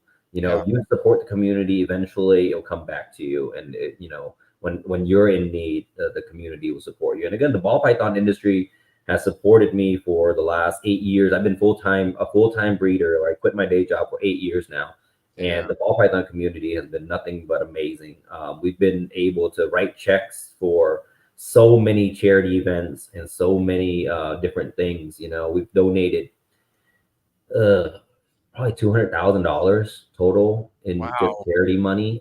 You know, and that's through the community. You know, that's like not coming out of my pocket mostly, you know, but it's like me just doing a raffle. I think my first raffle ever, I raffled 2 $500 snakes, and we raised $10,000, you know, for charity. And then my second raffle, we did $15,000. You know, we're raising all this money, you know, through the community, you know, and eventually it'll come back. Now, especially on the topic of coming back, like what are your feelings, Bob, overall? Like, you know, if there would be a bounce back for the ball python market, when do you think that is? Like, if you were kind of to just fuck around with a prediction in your head. I think so. It's leveling out now, right? So the prices drop, and then I'm watching it kind of steady out.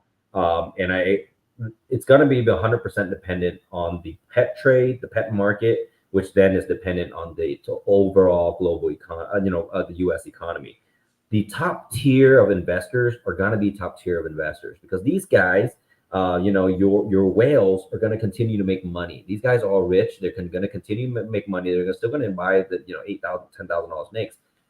Those $10,000 snake sales don't benefit all the breeders at the mid and the bottom levels, because those guys ain't making those sales, right? These $20,000, $30,000, $40,000 sales, you know, you got your Justins and your Aussies, and, you know, these guys are scooping those up. These 500, or let's say even 300, let's say from $300 to $2,000, where all your mid-tier breeders, your hobbyist breeders, that's where those guys benefit the most. And those guys are not going to get those sales unless the economy bounces back and your average middle-class people make money, right? The people that are going to buy a $500 pet for their kid, a $300 pet for their kid, those people need to have some money in their pocket. And as of right now, the middle class and the lower middle class is, I'll just lack of better words, are broke. You know, with rent going through the roof and everything going through the roof, they're broke. So we'll see as the economy gets better. People have more money in their pockets and spend more money on their hobbies. Because right now, dude, if your rent is a month behind, you ain't looking at investing in the ball python industry. Yeah. And that's the truth of the matter right there. There are just a lot of rocky financial situations all over the fucking country, especially in places like where it's already ridiculous to live, like Cali. And, there's just a different vibe. But I think just like you're saying, everything levels out and everything comes back to where it needs to be. But until then, like, all you got to do is ride the wave out. And for people, I don't know, how many people have you noticed maybe, Bob, leave and come back? Like, do you notice a lot of people from what you've been in the game, see people who leave and come back? Actually, that's so much worse in my opinion. Like leaving the industry when it's bad and then come back when it's good, right? That's like saying, hey, I'm gonna buy Bitcoin when it spikes. And it goes to the shitter, right? It goes because Bitcoin goes in waves, and it goes into the shitter, and you're like, oh, I'm out, I'm selling. And then you seeing next year, freaking Josh Jackie's posting about how his Bitcoin made him 50 grand. And then you're buying back in. You're like, oh, the market's hot. I'm buying back in. And then it goes to shit, and then you sold out because you're like, man, this thing's a scam. I'm selling back out. And you just lost like 30 grand buying all these highs and then selling on the lows. You're doing the exact opposite. So I'm watching guys sell all their ball pythons because the market's gone to crap. And then COVID hit and they buy back in. Or, our next economy boom and they buy back in. And then they're back into they're way behind the game. They're buying in extremely expensive. They're buying in DGs for $1,000 for regular DGs and then complaining about it. That's just going to happen. Yeah. And, DG was kind of, I feel like, the morph to take the biggest hit publicly. Like, that was kind of the first project that was like, wow, like, and who was it? I think it was Jeremy from Fireballs. He was just posting like crazy deals on visual DG clown stuff. And DG is quite the foundation for a lot of your projects still, right? Like that's more than half of my collection is Desert Ghost stuff. So I'm gonna address the question right there.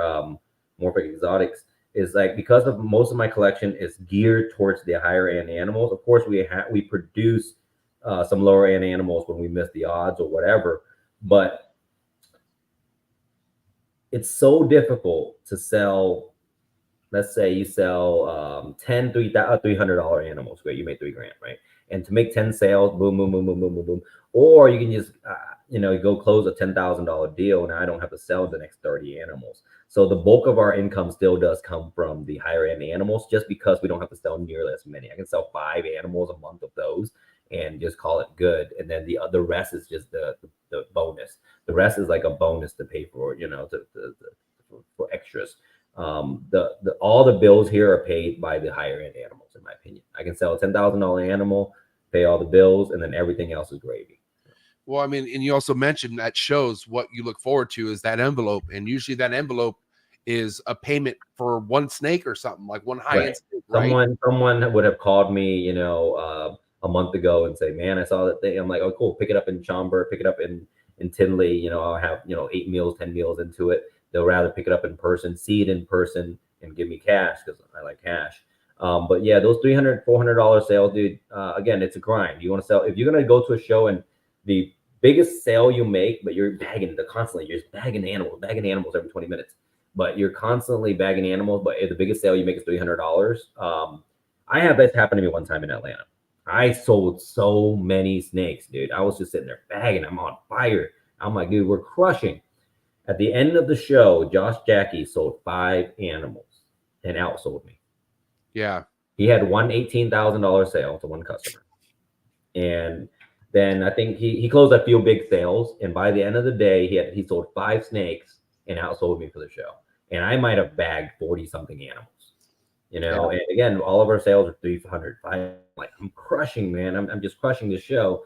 And Josh was like, hey, I just closed, a deal for 18 grand. I'm like, I need to sell the next freaking 30 something animals to make it 18 grand, Yeah. I mean, but like, how much of that stuff does come through though, as far as the lower end sales on an average at a show that you've been? What do you mean? How many sales I make on average? I mean, like enough to where, like, how much of the lower end stuff is getting your attention where you're like, okay, I did good. Like this show always does good for the lower end stuff, like, so like a Tinley, I wouldn't bring anything under $500 myself because the tables are expensive, right? You're paying close to $500 a table after you pay for, your vet fee and your power and all that. You're close to $500 a table. So I don't even bring anything lower end because it takes so many of those to break even. I'm in for about $5,000 per Tinley. That's just to show up. By the time I pay for tables, hotels, drinks for all my guys, and you already know I spend about $3,000 to $5,000 at USARC auction. So I'm in for $5,000 minimum every Tinley I attend, and that's just me showing up. We're in for like $1,000 in drinks between me and Josh. So It's a good that's time. like food and drinks. So I already know walking in, I have to sell at least $10,000 worth of animals. So we're gonna have to bring some higher end animals. I go to a Reptilian Nation Atlanta, Reptilian Nation Houston. I know that there might be a customer that might spend $5,000, $10,000 there, but most likely not. We know our likeliness of selling an animal, a $10,000 animal, is low. So we bring a ton more $300 to $500 animals, and we try to close as many of those as possible. If you want to hold a Blue Eye Lucy, we're trying to bag you a Blue Eye Lucy like within the next 10 minutes because I'm going to have someone else come look at one. And even a Reptilian Nation, I think I did one Reptilian Nation Houston. We did $33,000 there, and the highest sale we made was $600. Wow. So we just bagged a ton of animals. Damn. Wild. One of the things that's I feel like is important, I think you're good at this, obviously, is getting your name out there somehow, whichever way you got to do it, I think is a huge part of how you get success with like long-term sales or just sales in a bad market, whatever, right? How does someone in 2024, especially someone like, let's say it's their first blowout year, right? But they haven't done any marketing. How do they go about marketing? Like, what would be your advice for someone to start? And first and foremost, don't you feel bad for a lot of the logos out there? Like, do you think some of the logos are so unfortunate. I see people putting good money into good projects, but I'm like, why does your logo look like it's generic? Like, I don't know. I feel like there's like something needs to change, So let me ask you this: in your your professional opinion, is it better to be more corporate and go with the corporate professional look and feel, and everyone's looking at you like this is a professional business, or is it better for you as a consumer to look at someone and go, this is a real person? Yes, it's not professional, but at least it's a real person. Who would you rather buy from? Because I have my perspective on both. Right. I think it depends on the animals we're talking here. Are we talking like cutting edge animals? Are you somebody where you got deep pockets and you want to find somebody who's actually invested in not only their animals, but their brand? I mean, yeah, I'm going to look at the brand. I'm going to look at that versus a T-Rex logo or something like that. You know what I mean? So in my opinion, your first sale is easier if you're a professional. So that first person that comes to you and you're like, this is the logo, it's very corporate. The way I talk is very corporate, but it's easier to close that first sale. Right. But when you are an actual genuine person, in my opinion, and you're marketing through yourself, that lifetime customer and friendship is easier to build. That bond is easier to build if you're genuine and they get to know you instead of just a brand sometimes. And a lot of these newer breeders, again, this is just my personal opinion. A lot of them, what I'm seeing now is very generic marketing. Okay, we're going to go get this logo. It's very corporate. It's very simple. It's just a letter or something like that. And, or they're going to get some AI design to do it. It's not even them. It's just a logo. Then they're going to come up with a name that sounds reptile related, but really not, doesn't really matter. But it sounds professional. So they're going to get a very generic name, a generic logo. And then when they do marketing, they do very generic marketing. They're like, oh, well, we have to make it very professional. We have to do these trends and do all this stuff. In my opinion, sometimes it turns me off of dealing with them as a consumer. Because I'm like, you're just another corporate company. I'm just keep scrolling. I buy from a lot of people I like, and I need to like you. So I need to know you. So for me to buy from you. So this is my marketing strategy. Again, some people told me it's stupid before.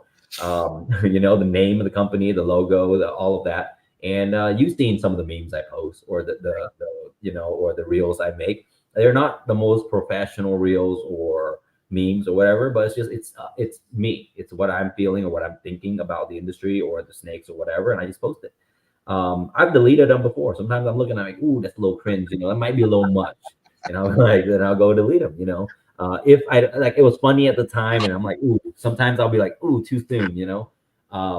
But I feel like that's better marketing than just going out there and taking a template from someone else, or taking, you know, oh, this is what everyone else is posting, an animal on top of this, or a white background, because Justin did it too. And Justin's one of the first one that did these awesome photo booths with, you know, white background and stuff. And now every single ad is the same. You know, again, make it yourself, make it you, make it whatever you enjoy doing. I'm watching, but there are some great ideas out there. I'm watching some of these guys come out with marketing, and it's hilarious. Some of them are super funny. You know, Antoine is a prime example. Just super funny marketing, enjoy it. You know, so, and it just depends, man. If it, whatever you feel is right for your company. Yeah, you know, and have you noticed that like even to today, like, you know, I know COVID breeders was like quite the era, but are you noticing a lot of new people coming to you, even joining your Patreon, who are trying to grow in numbers pretty quickly, like asking you questions how to get from point A to point B in a big scale? Yeah, so it's difficult for a COVID breeder, and again, it's not a bad term, a good term. It's just what they're referred to. Like, you got in 2020 or 21, you're a COVID breeder. Right? That's what you are. Yeah, you're a COVID breeder.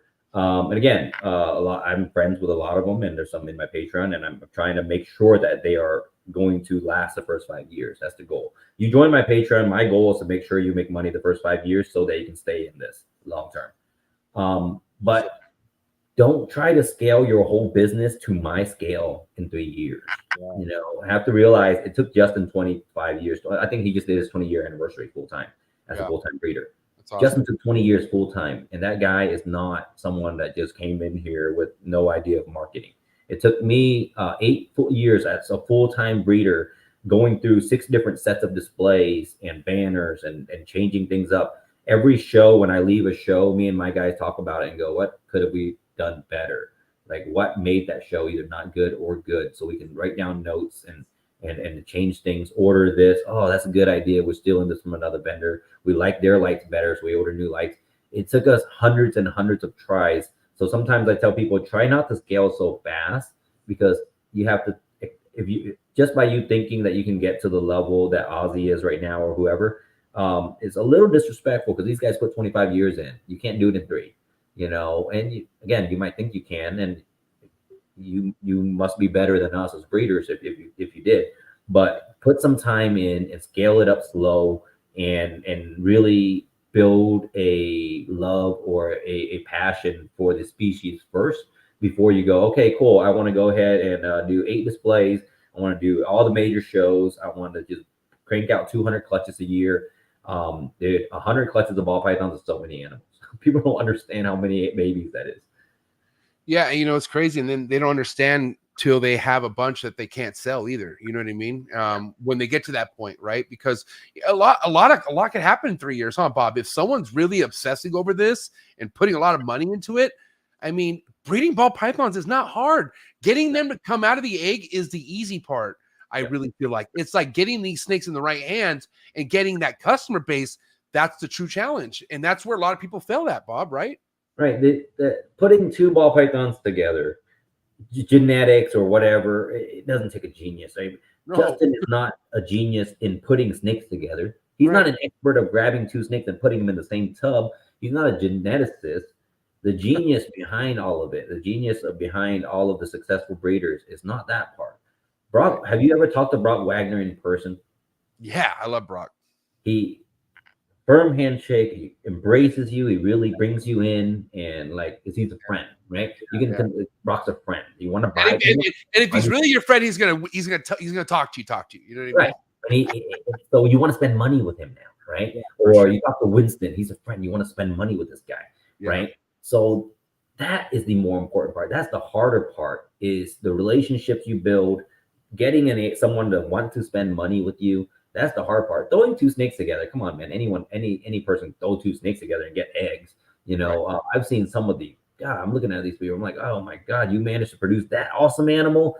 You know, like throwing 2 animals together because you bought expensive animals or nice animals, and throwing them together and letting them produce eggs is easy. You can incubate a ball python egg at like 83 degrees 90 days or something, they'll still hatch. They're not gonna die. I've had an incubator fail for 2 days when I was on vacation. This is when I was younger.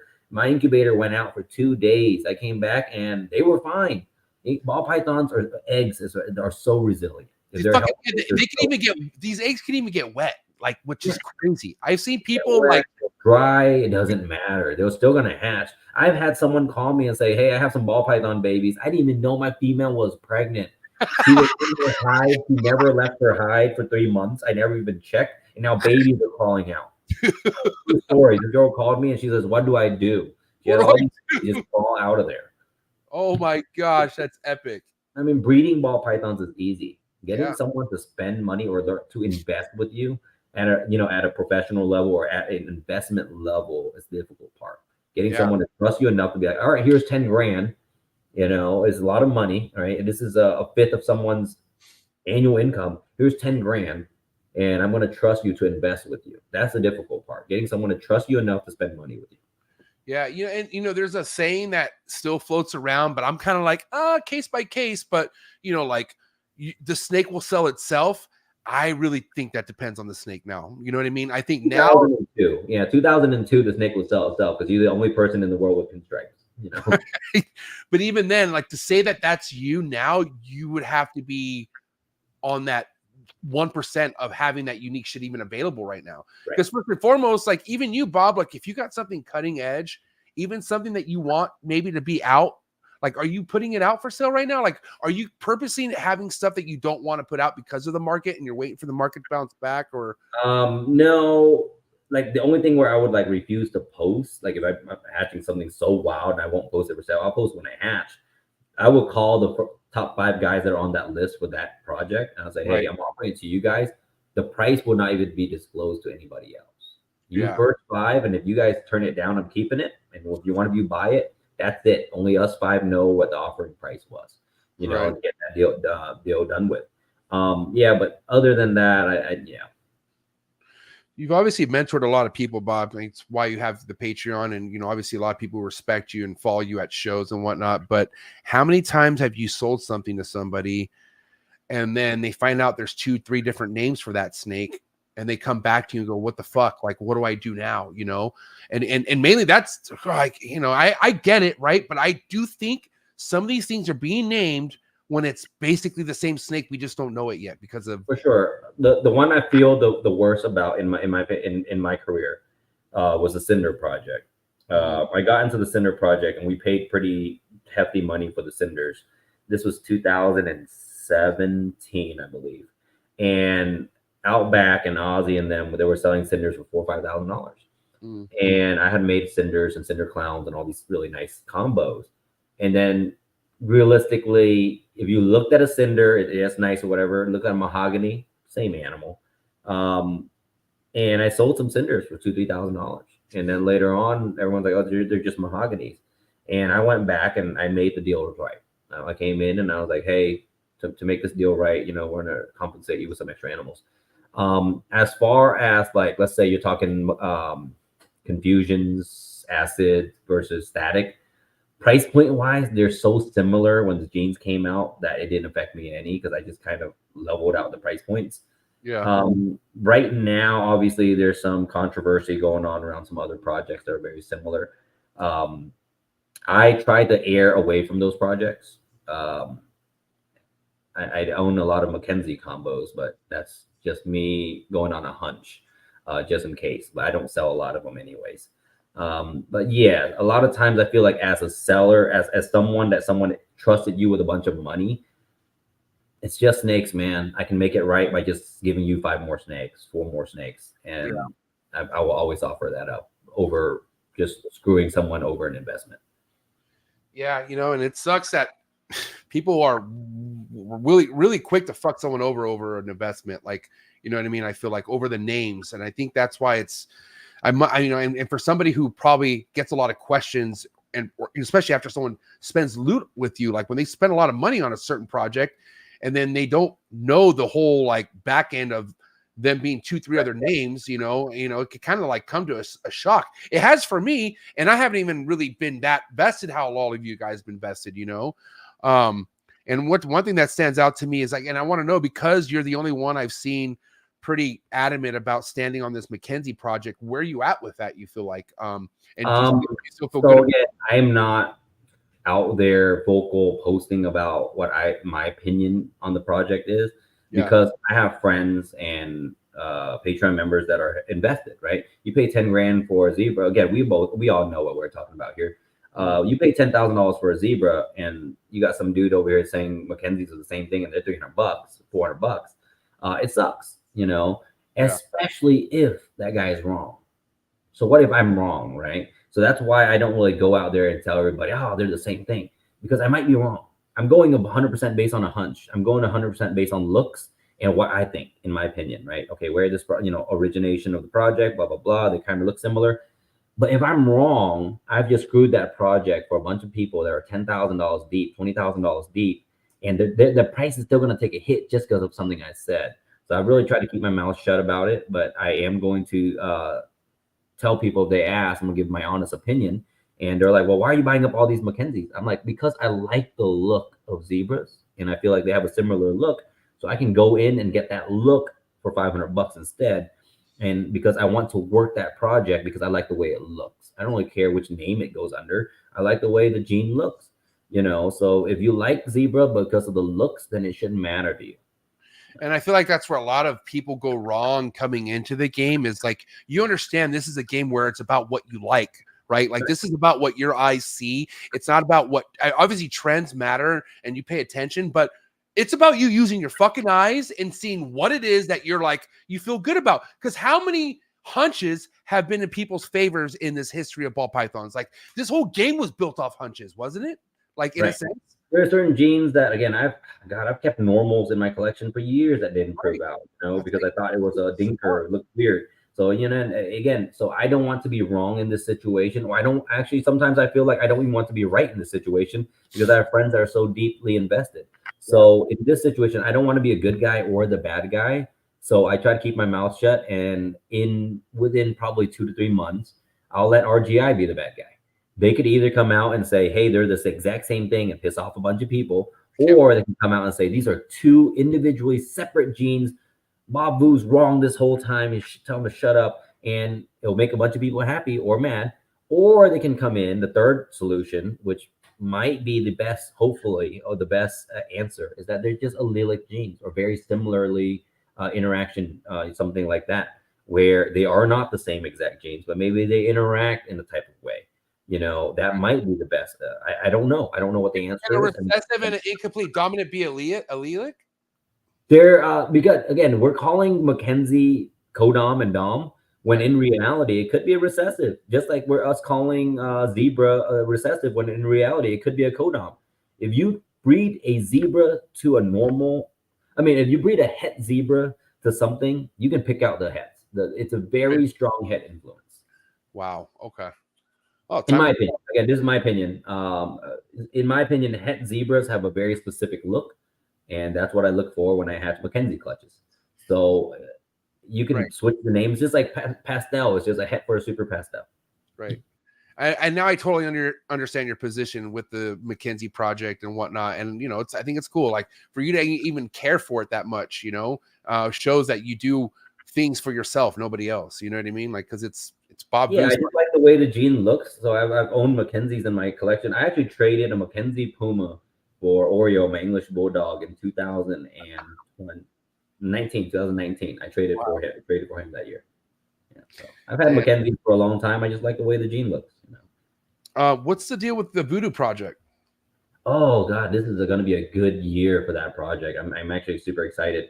So I hatched the Voodoo clown. I had a lot of ridiculous offers on him, and it came out looking so different than what you would think some of these nanny clowns or shrapnel clowns and stuff. And I was so happy with that. And this year we actually have eggs due to drop for super Voodoo clowns and super Voodoo DGs and stuff like that. So we're really going to get to see the full scope of the gene hopefully this year. Super form of anything will really tell you the true potential of that gene, right? But what's even really escalate things is once you have it in double and triple recessives, right? Right. And yeah, so, when I first got the Voodoo, I bred it to a DG and I bred it to a clown first year. So how far are you from a DG Clown Voodoo? Next season. So we have the hats already growing up now, so we'll have that next season. Wow. So actually, we'll have a chance at like a super. I mean, the odds are super slim, but like a super voodoo DG clown, I guess technically could be possible.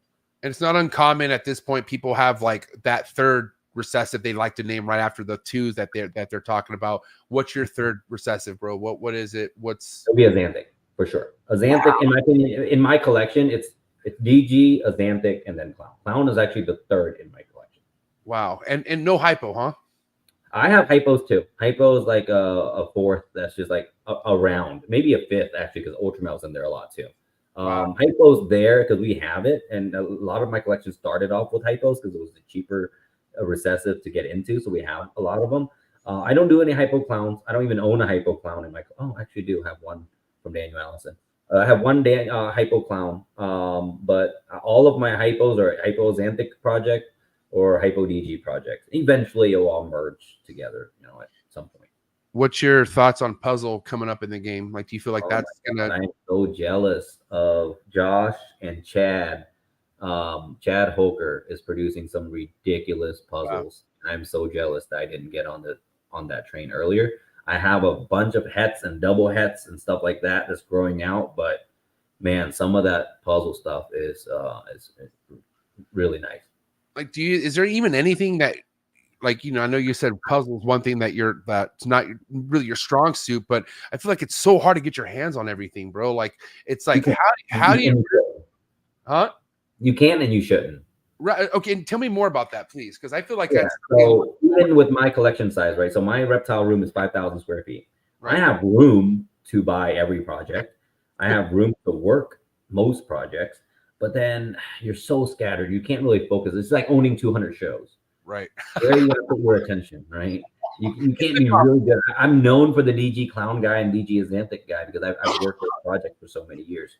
Now I'm going to add Ultramel, Monarch puzzle, monsoons, cosmos, and then it just stretches you so thin you can't really focus on a lot of these projects. Right. That's why I don't own a monsoon. I don't own a I only own like a few. I own quite a few sunsets now, actually.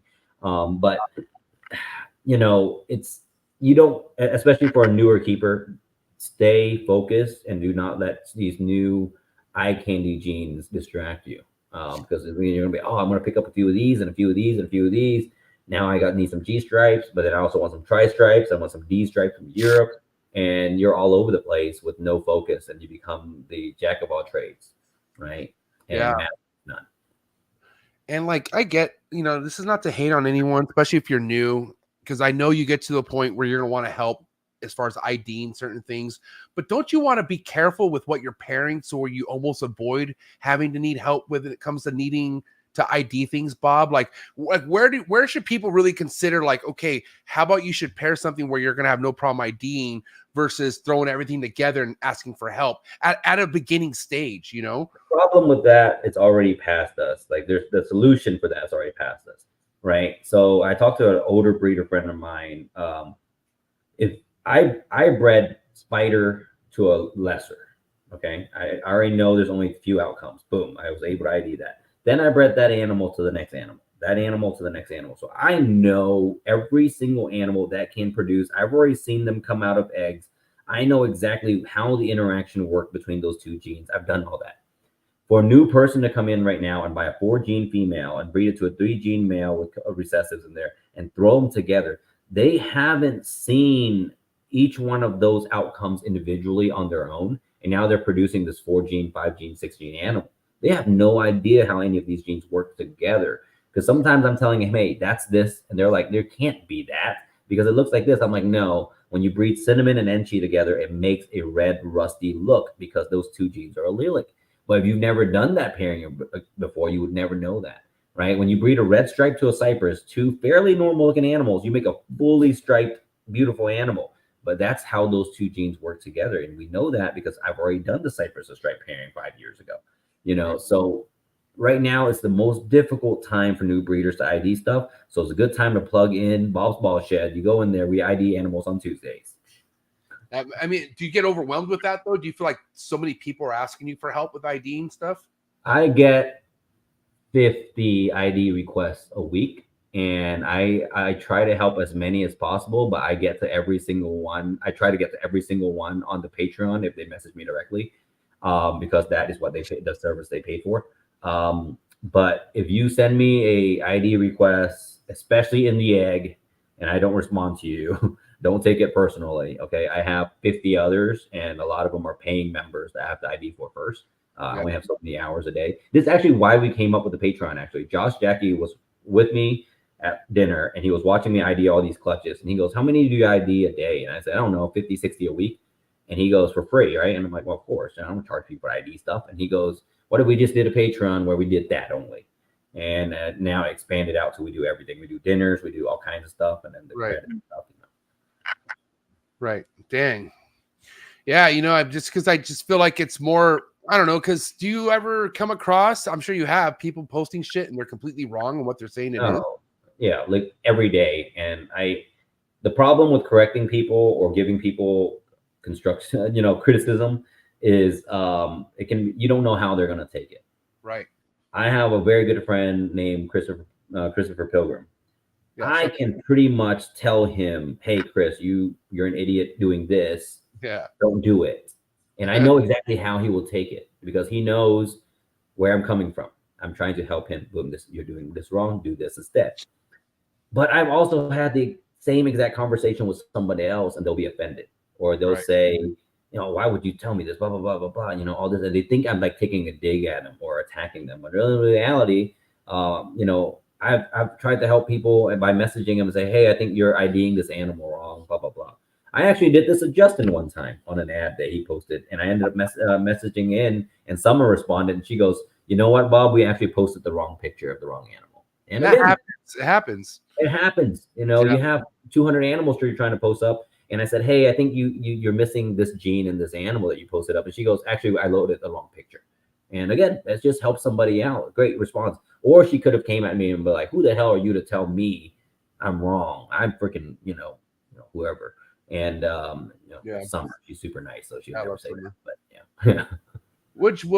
How much did you pay attention to Justin being accused of editing his videos and with the whole Monarch Ultra Male stuff? I watched all of that, and you know what? It's huge from both sides, right? For Austin, for someone Austin's already a name, but for someone like Austin to come out and call Justin out live publicly, and for Justin to come out and be a man and admit to it. He says, man, this is really an edited video. We really screwed up. I didn't get a chance to, fix all of that. That's big on both of them. But we have to understand that in the reptile industries, especially on thumbnails and on, you're trying to get clickbaity stuff, you have to edit videos to some degree.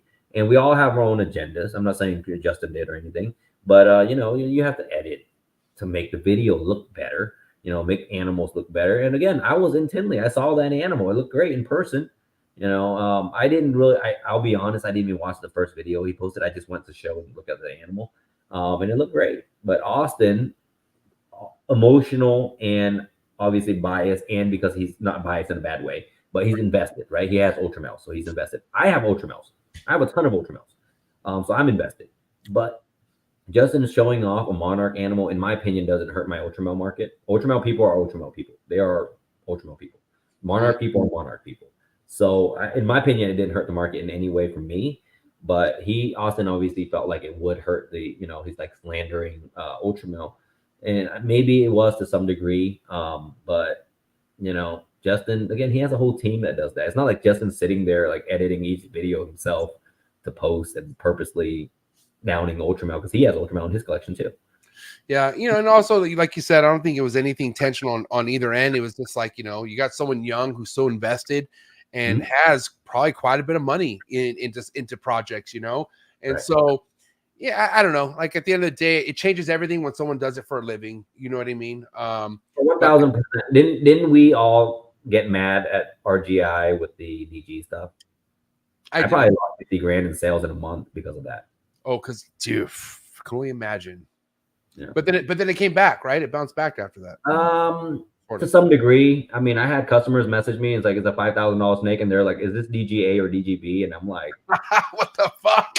I bred 2 DGs together and made a DG. Like, how the hell would I know? They're like, can you test it? And I'm like, Get the fuck testing out. it. Like, what do you mean? It's a visual DG. Don't ever Yeah. disrespect me ever. Get the fuck out. Yeah, I lost sales because of that, and then now everyone's just like, no, they're all DGs. You know. Damn. But I like what you said though. You know, like whatever happens with Monarch just has no effect with your sales with Ultramale. Like it's Ultramale's Ultramale. It's its own fucking thing. It's well far ahead as far as the combo game and everything else that's going on. So I think that's another reason why you're not worried, because you got so much going on in Ultramale, you know?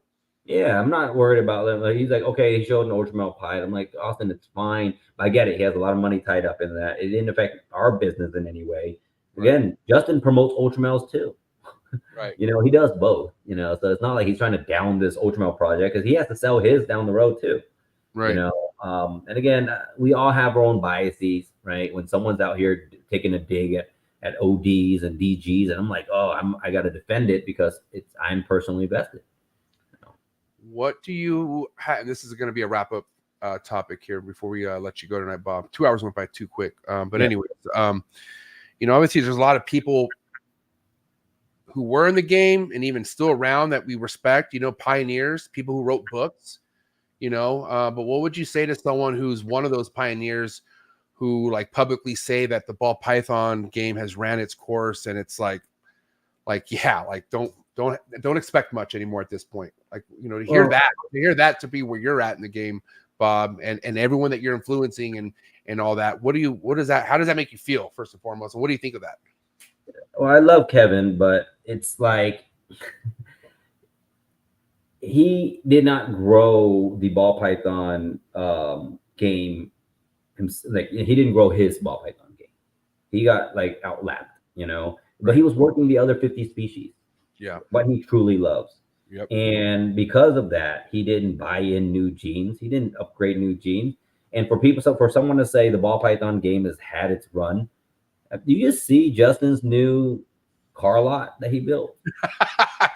You know, I haven't seen it in person yet, but I've seen videos and pics for sure. Yeah, I drove to his house. I drove a Corvette to his house, and a week later he ordered one. You know, so to say the ball python game has run its course, there's no money left to be made in it, would be ridiculous. It's pretty wild. You know, and I know this, you know, personally. I'm in the business. Right. You know, you know, I know guys that make $1 million a year selling ball pythons. I know guys that, you know, quit their jobs to do this for a living and do very well, you know, but for guys that have done this already, again, Kevin used to sell snakes for $20,000, $30,000. You get jaded because now you have to go sell that same snake for $500. Right. So you become jaded and you're like, the business sucks. I used to sell bananas for 30 grand, right? Yeah. That's why I admire and I give Brock Wagner so much respect. Yeah. He used to sell bananas for $30,000, $40,000, $50,000 each. And now he still has the same love for ball pythons, even though the price has gone down to a 1%. And he's still very relevant and very powerful in this game. Exactly. So you got guys that have been in this industry for so long and still doing it and still enjoying it. So I feel like Kevin or, you know, whoever is going to talk bad about the industry has lost their love for ball pythons. Again, and it's fine. He loves the other 50 species he works with. It's okay to not love ball pythons. I don't expect anyone to. That's why I think everyone should take everything that is said, not only by him, but just in general. Like, you know, Kevin's not the only one who has, you know, a little fucking negative attitude towards ball pythons. But I got to tell you, anyone who publicly does, look at their track history. Look to see what they actually done. You're not going to find anyone for sure relevant, but anyone who's had success, like relevant success and vested into right projects, they're not fucking, like if Barczyk, God bless him, if he was here today, he would not say that. Like, I know for a fact Brian Barczyk wouldn't have said, like, ball pythons have ran his course. Because even though he wasn't really there as he once was, he still knew and saw the potential of the ball python game and would always talk about it. You know what I mean? No, I actually talked to Brian more as he was, you know, closer to his deathbed. And as the more sick Brian got, we actually talked more and more every day. Yeah. Before he got sick, we talked once every 3 months, 6 months. And then the more sick he got, we probably talked almost every single day for his last few weeks. And Yeah, he had nothing but great things to say. Every time he's like, man, really loving what you're doing, and it's all these positive things about the industry. That's all he had was positive things to say about the industry. I feel like the longer you're in it, and if you start to lose your love for the industry, man, you got to get out. Yeah. You know, I get so tired of the negativity. Life's too short, right, Bob? Like, why even do, like, why stick around something that you just hate or don't want? Yeah, or go do something else. Yeah, Go do literally anything else. It's okay. You know, if you're that passionate about trashing ball pythons, you know, you have to go on a podcast and say, "Oh, ball pythons are done." Blah blah blah. Just get out. Just leave. It's okay. You don't have to bring everyone else down with you, because I know at least 100 people sent me that stupid clip about it. You know, they're like, "What do you think? What do you think? He's trying to ruin our business." And I'm like, it's Kevin. He's already out. It's Kevin. Yeah. It's like, I mean, being bitter sucks. That's all I got to say. Like, it must. And I love Kevin. He's done so much for the industry. He's done a lot for the industry, but he's lost his passion for ball pythons. He loves his dragons and stuff. So just stick with that. It's fine. You know, it's okay to just love something else. And, you know, and he chose to love something that fucking financially drained him. Like he got into something where, okay, no matter how good your breeding success is, you can't move this stuff no more. It's just not it. Like, Black Dragon is tough to sell. It's a tough sell. I mean, holy shit, you know. And his big thing was the Retics. That was his, like, he went Bob Clark over it. You know what I mean? And it just, but look at Bob Clark, like, the guy. Like, you want to talk about tough as nails? Holy shit, bro. Bob Clark is a fucking beast, bro. Like, and he's been doing it for so long. 40 years, bro, and you ain't taking that guy out. You could try to cancel him all you want. You could do whatever you got to do to this guy. You ain't gonna take him out unless he takes himself out. Yeah, I mean, I was right next to his table in Dallas, dude. He's still in it. He's still like talking retics, holding retics, and really still in it. Yeah. For a guy that's been doing it for 40 years, he's still deep in it. Yeah, that's crazy, man. Oh man, well, listen, really excited just overall with what's to come for you in the show game, you know, just because, Bob, you like, I vend, but man, I remember first going to my NARBC and seeing you in action, and a lot of other guys like in action making high-end sales and whatnot. It just made me give you guys a sense of respect, because it's a lifestyle, right? Like, everything you do when it comes to you presenting yourself at your show and your products and your team, it becomes a livelihood, man. And it's something that you take the passion. And for you to start your own show here in September, I'm excited. I told you I can't maybe go this year, but next year, if you have one, I'm flying it for sure. I'm not missing that. You flying into Daytona? I'm going to Daytona. Yeah, I'll be at Daytona. Okay, cool. So I'll see you in Daytona either way. But yeah, we're excited. It's going to be a good thing. I hope that it becomes a good thing for the industry overall. It will. And what I mean by that is, hopefully what I do will force the other shows to just step up their game and become better shows. Again, I'm not saying our show is better than them in any way, because we're brand new. Our show might suck. Who knows? Right. Hopefully not, right? Because we're dumping a lot into this.